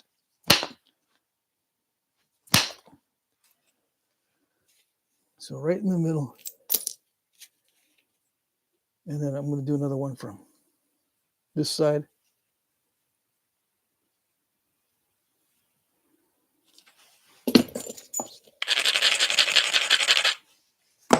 This is going to throw me off my obsidian game big time.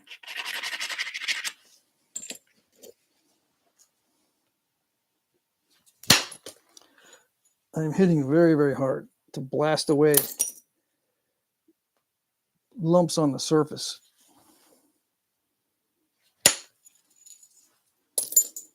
But it's all because I'm getting ready to take a big flake here. I got to make sure everything else is straight. I'm not going to install a curve when I remove that. I'm planning on what it's going to look like after I remove it. I'm trying to keep track of the thickness on the ends so they don't get too thin, or they don't get too thick or stay too thick.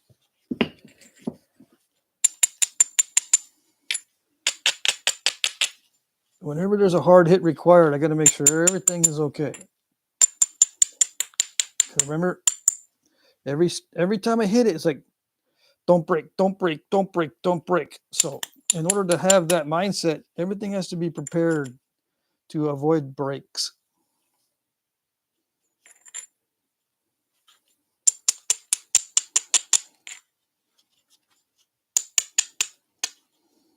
Right now I'm looking for areas that need to be checked for cracks. Whenever I hit really, really hard, it installs a crack somewhere. The incipients, they're flying around, and when I hit really hard, they zoom in on those areas. They live in there. I got to brush them away. Get them out of there.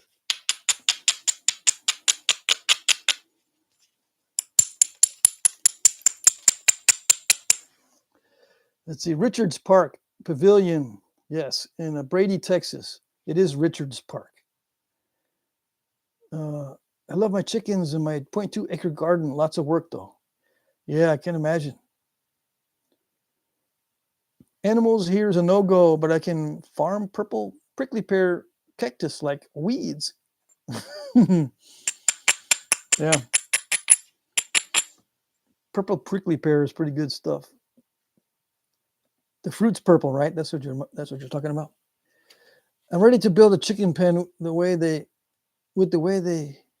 these eggs prices are going. I know it happened a couple of years ago too. The egg prices shot up and now they're shooting up again. I know, I noticed that.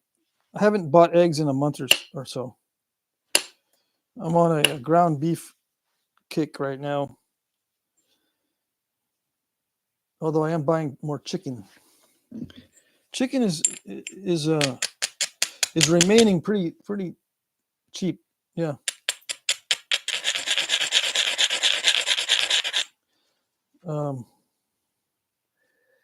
I'll switch it around. If I can find a good source for fish, I'll switch to fish for a little while. I can go fishing if I want to, but that's like 30 minutes away. I guess I could stock up on fish.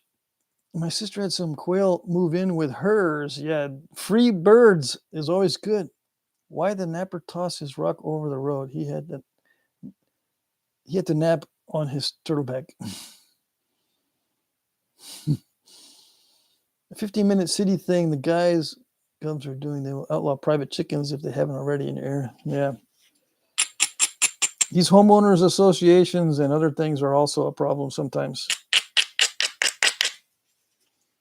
Sometimes you get a little city council that get too big for their britches and they want to regulate everything.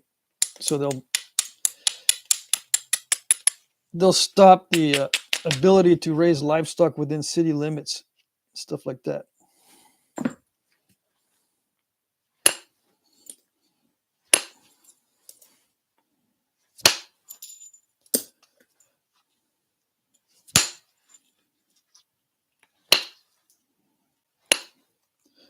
We still have ordinances where we can have one horse, one dairy cow. I don't know how many chickens they allow us, but it's been in force for over 100 years. The same hasn't changed here as far as livestock within the city. I could have a horse, a dairy cow, some chickens, and pig. I don't know how many pigs I could have. I can't remember. Mike, gifted 5 Jack Crafty memberships. What does that mean? You sent out gifts for 5 memberships? That'd be awesome. I gotta look at that. What is that? Try to explain what that is.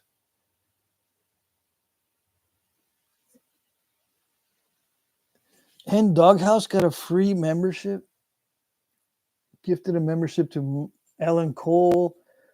Paul Ashman got a membership. Jeremiah Acuna was gifted a membership. Gritty the Pooh was gifted a membership. Wow. Mike, what are you doing? Mike, what a class act. Yes. That is awesome. Yeah, Mike bought 5 memberships. Dang it. Thank you very much. I didn't even know that was possible. That you could buy it for someone else. That is awesome. Everybody say thank you. That was awesome. I was wondering what was going on there. I saw I thought people had deleted a bunch of comments, but no, it was the memberships.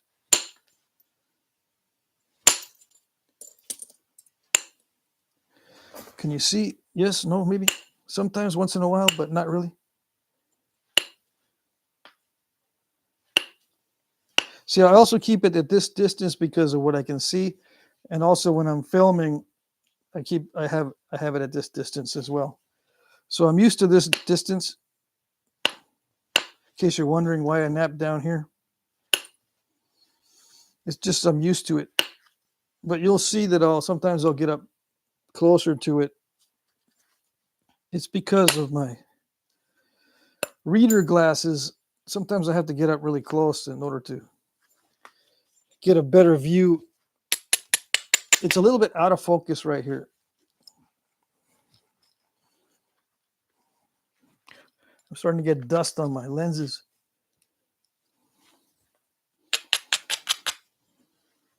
I need to get my fan set up so that if I start to heat up, I can turn the fan on. The door is still open and I'm still burning up. Anyways, it affects the napping, okay? If I get uncomfortable and if I start heating up, one reason that I like it here and I want to move here permanently is because I don't like the heat. I don't like the heat in Texas. Well, I don't like the heat here either, but we only get like 3 months of heat here. Down in Texas, we get like 8 months of heat.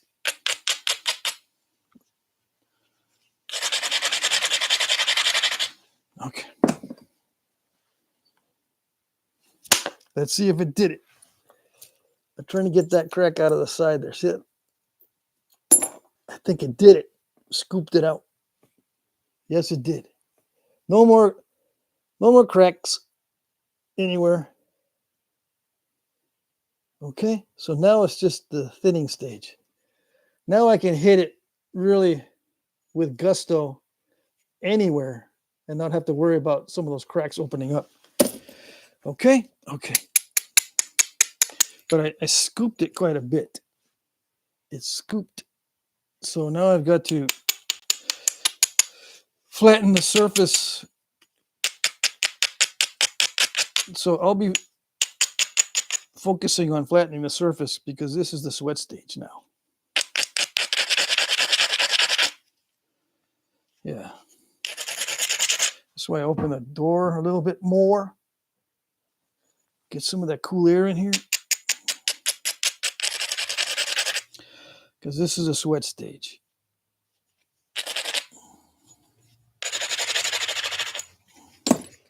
Here we go.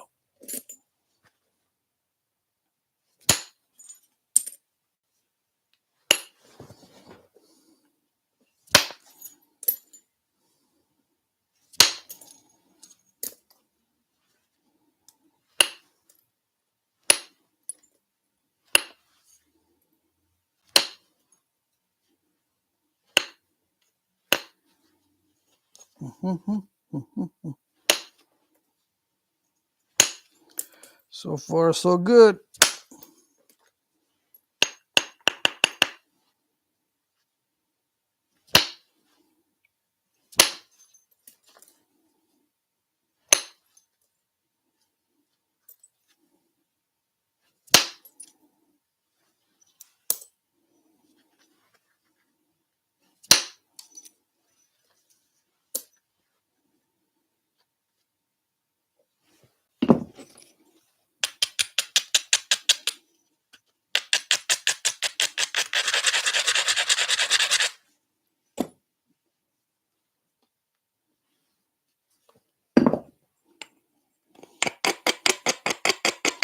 Critical hit coming up.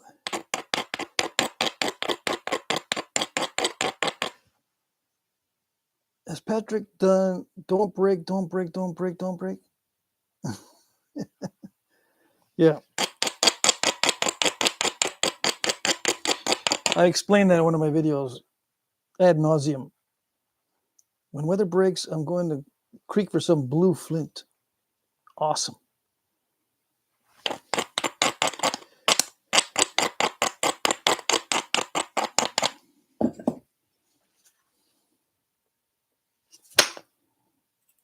Did it do it? Yeah, it did it. It even did a weird thing. It did a weird thing. It's a bird. It's a bird effigy. You made a bird effigy. How long did it take you to do that? It's so awesome. I don't even see any flint mark. I don't see any pressure flaking marks on it. It's magic. How did you manage to do that? It's incidental, not intentional.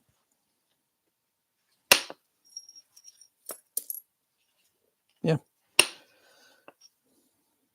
I didn't mean to make a bird. I'm sorry. I'm sorry it's going to get you messed up. Thinking that it was controlled. Yeah.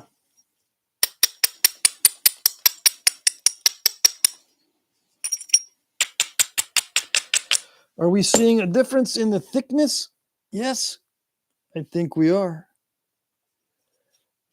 Time to focus a little bit harder and sweat a little bit more. Yep.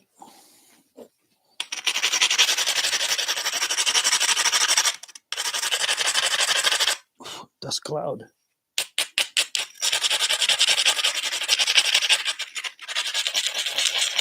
I still am not preparing specific areas.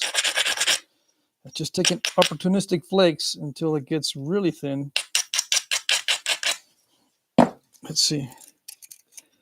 65 millimeters by 10. It's 6:1 right now.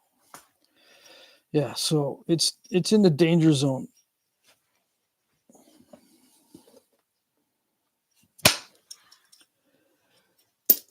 Yeah. There's no way I can hit obsidian this hard. So it's gonna throw me off the obsidian game somewhat. But I don't have to worry too much.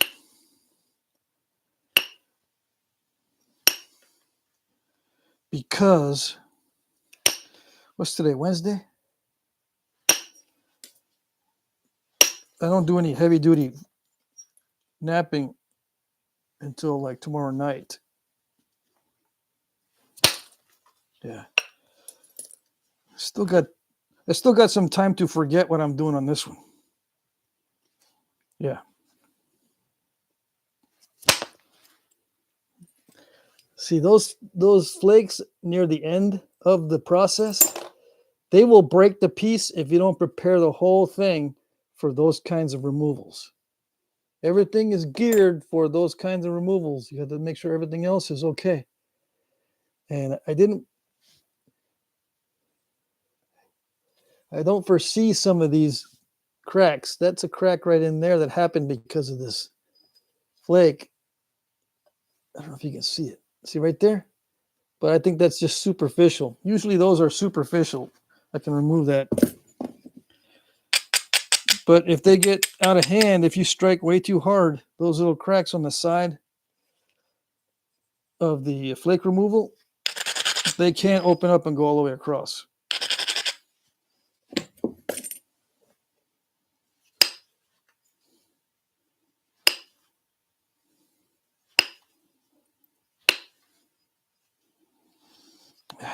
All right.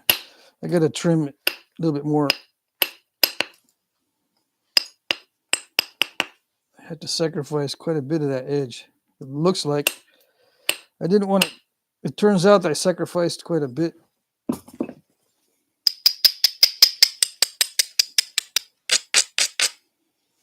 See, it's still in there. The crack is still right there from that last flake removal right here. There's a side crack there. That's because the flake wants to dive in.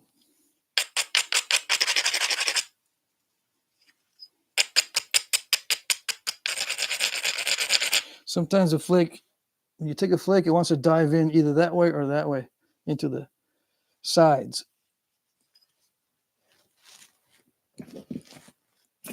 A lot of times when it does that, it breaks the whole piece. Unless you've prepared it ahead of time with nice neat edges. When you have a neat edge without a lot of wonkiness, it helps to reduce the potential for cracking like that.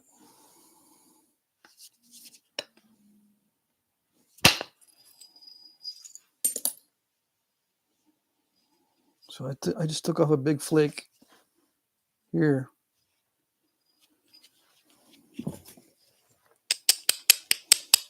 So now when there's no big obstacles anywhere, I can hit wherever I want. Instead of attacking the worst first, I'll just attack wherever I want now. But as soon as there's an obstacle or a bad spot, everything is geared to that one thing. I'll look at it and I'll say, okay, what do I need to remove it? Let's get everything ready. Right now, I'm just symmetrizing it, making it more symmetrical, using the abrader like a hammerstone.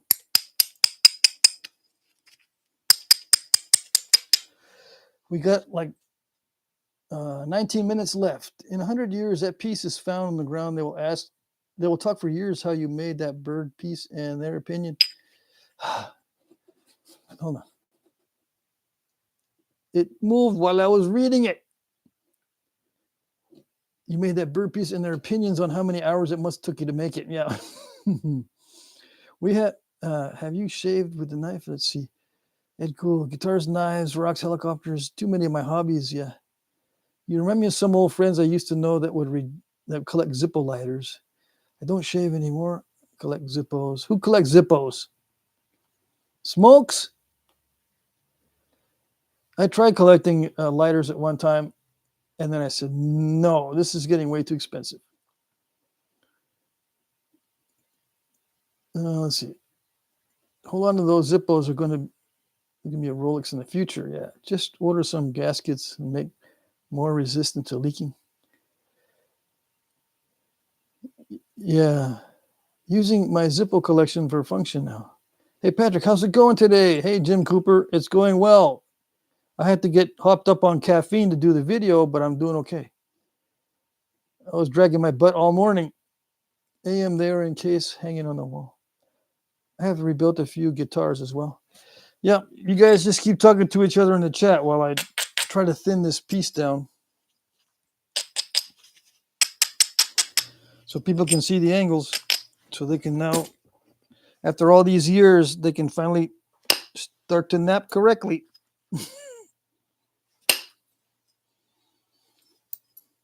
I should make fun because it does make a difference for some people to see this view. It didn't make a difference for me, but I shouldn't. It's not about me. I shouldn't be focused on what I do. Well, that's my only point of reference.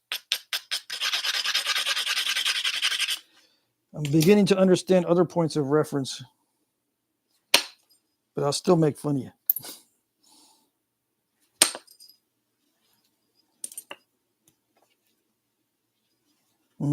Oh, yeah. I'm just that way. That's how I roll.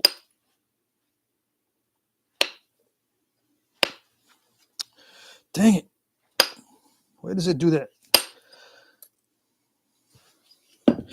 It's tough in one direction and not tough at all in the other direction.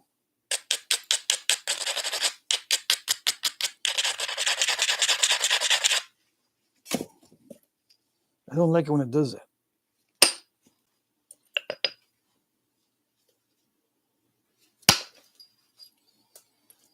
Because my brain starts to try to adjust, but it shouldn't be adjusting to those kinds of things too much, because then it leads to step fracturing, because it's not always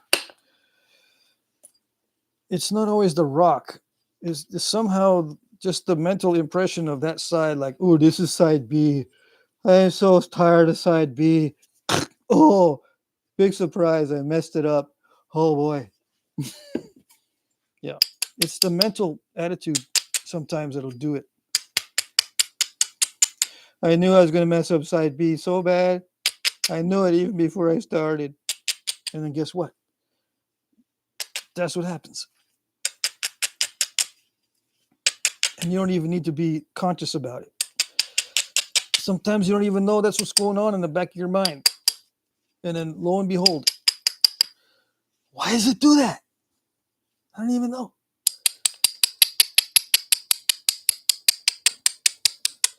And sometimes it is the stone. So you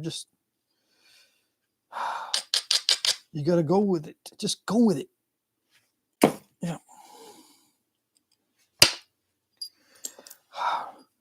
It's starting to get risky. Dang it. See, the flake does not travel far enough, and it causes a little lamb bridge. I'm gonna get a lamb bridge in there. I just know it. Unless I take some risks and blow it out of there. Yeah. Dang it. Not supposed to be taking risks at this stage that much. Yeah, that's okay.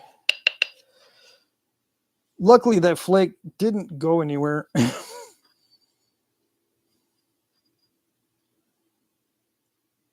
Because it had the potential of going where I didn't want it to go.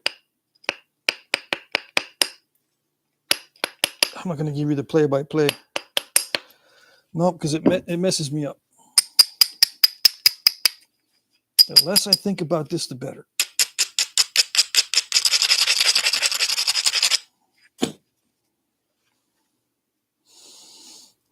I will say, dang it, though. Dang it.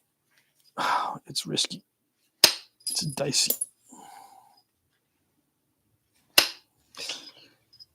Yeah. See, try to take out that lamb bridge and I get a little step.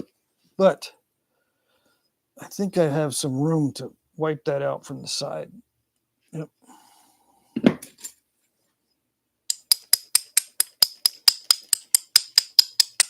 Back in the day, they just leave those in.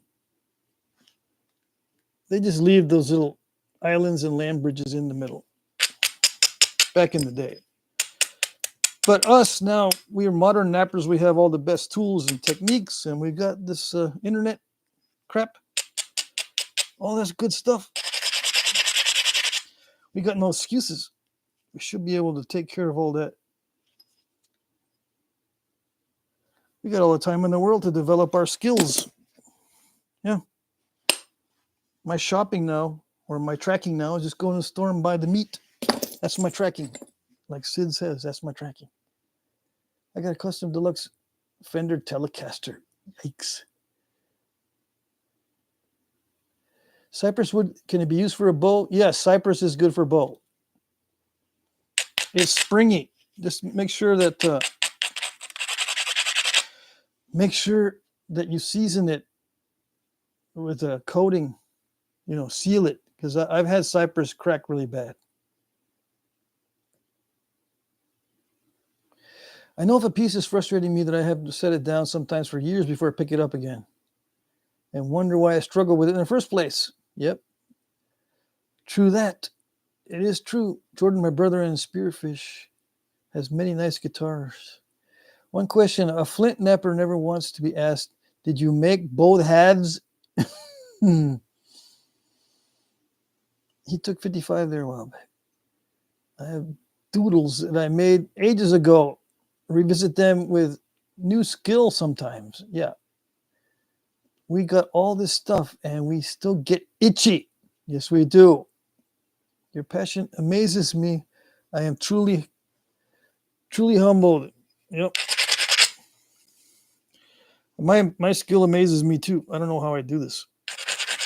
If you're talking to me, I don't know how I do this.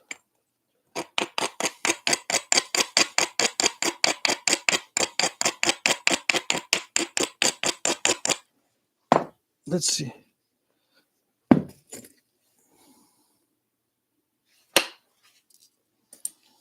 Oh, I took a flake across, and there's got some weird stuff going on in the middle. The ending of the flake did something weird. Luckily, it didn't dive, but it took out some step fracturing.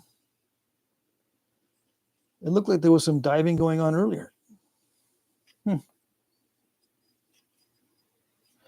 All right. Well, that's not bad. No. That's not bad at all. So far, so good. Okay, so far, so good. I don't know if I want to go much thinner than that. Yeah, I got 10 minutes left. I should be able to finish out the blade without notching it in the next 10 minutes. Should be. I just messed it up though. I wanted to hit toward that area and I stepped it right there.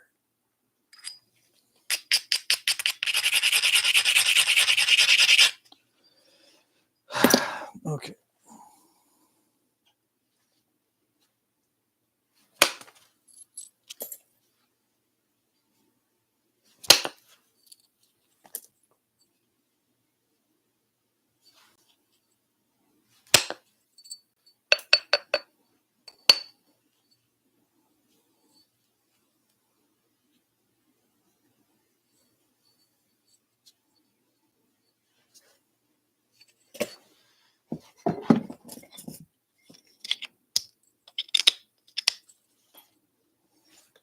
I went toward the middle. It still doesn't want to nap in the middle without doing weird things. I tell you, the endings of these flakes, man. I tell you, they're always so weird.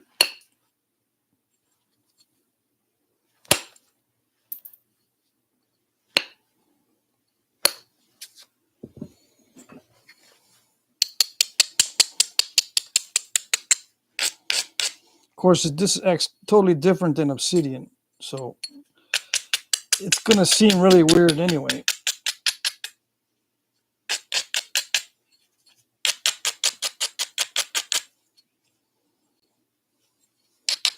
Some people might say, I don't know why you complain because you're making it thin, even though You've been working on Obsidian.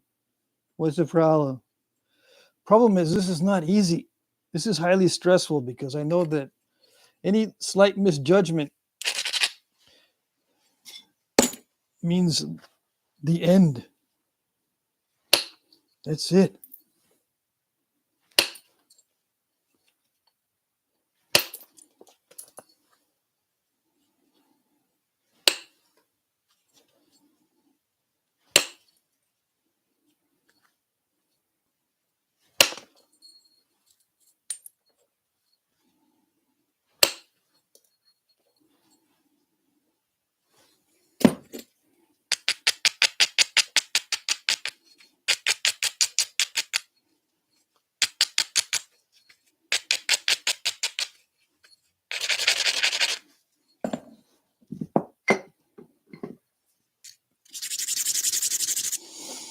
I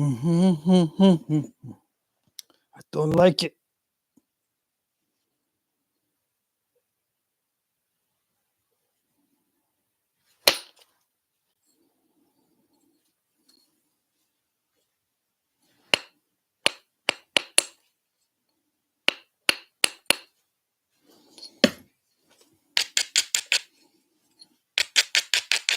See, the distance to that I want to flatten out is a little bit longer than what I would want to flake on something this thin. That's why I don't like it.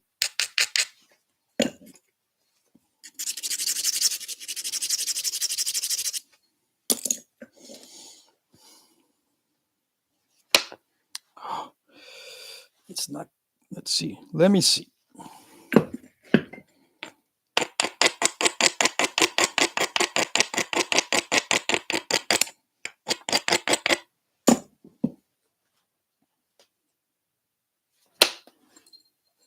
Okay, that's my last attempt. I'm not going to mess with it anymore after that, even though there's a little bit of a weirdness in there. That's my last attempt because it's too thin now. I scooped it a little bit too much. It'll still work. But yeah, no more taking risks in that little area. Nope, nope.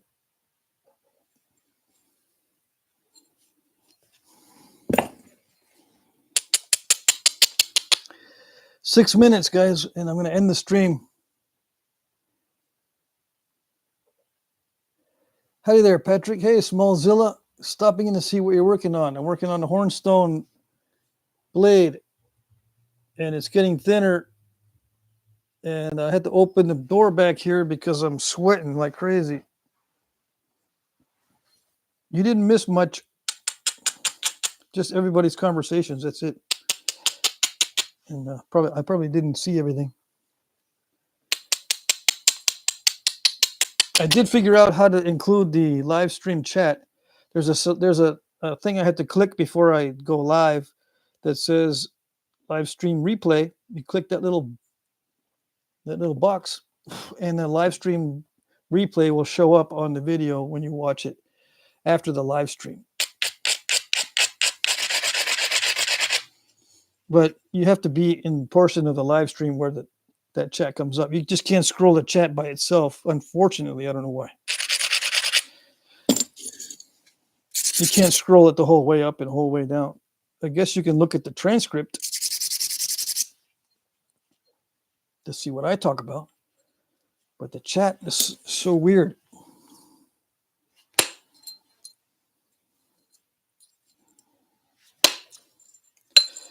It's so weird how YouTube chose to handle the chat properties. You would think that it would be more important than they make it. You know, they don't make it easy for you to search the chat or anything.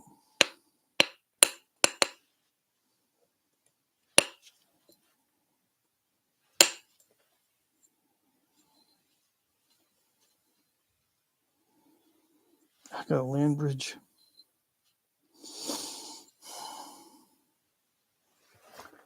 Classic land bridge on this side, right there.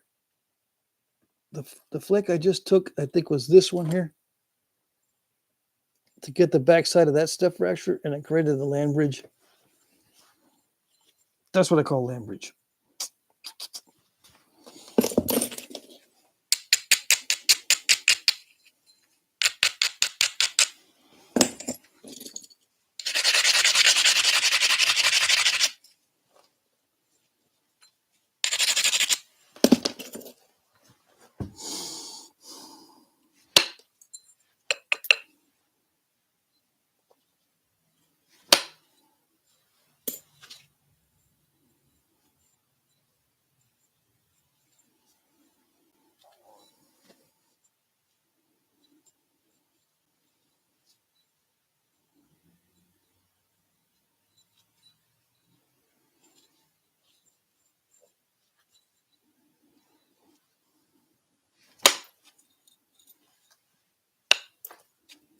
Did I get it?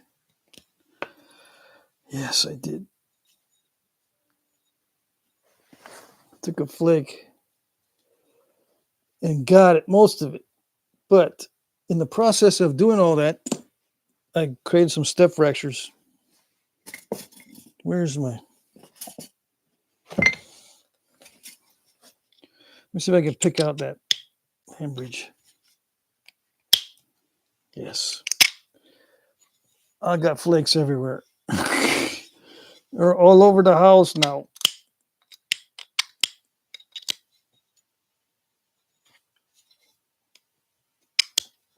Okay, so I took a flake here just a minute ago, and I got a step fracture where I wasn't one before.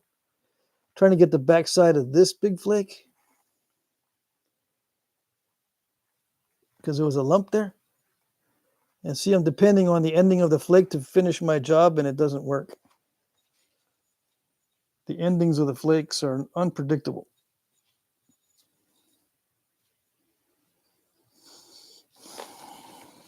Let's see.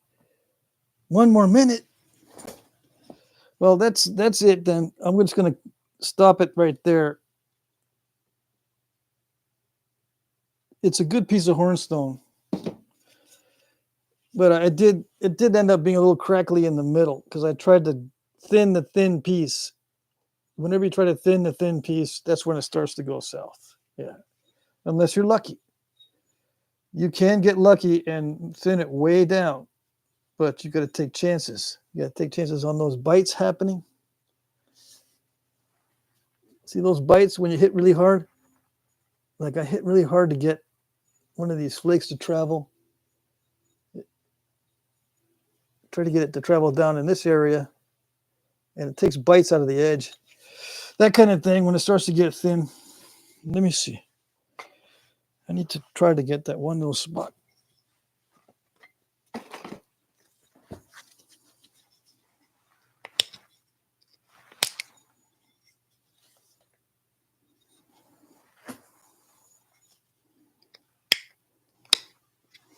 I bent it. But I pushed on the step fracture and popped some of it off of there. So it looks flatter now. Okay, so that's it for the blade. I'm going to end the live stream here in a minute. The ratio, it's like 54 millimeter by 7 millimeter. 54 by 7 millimeters, 8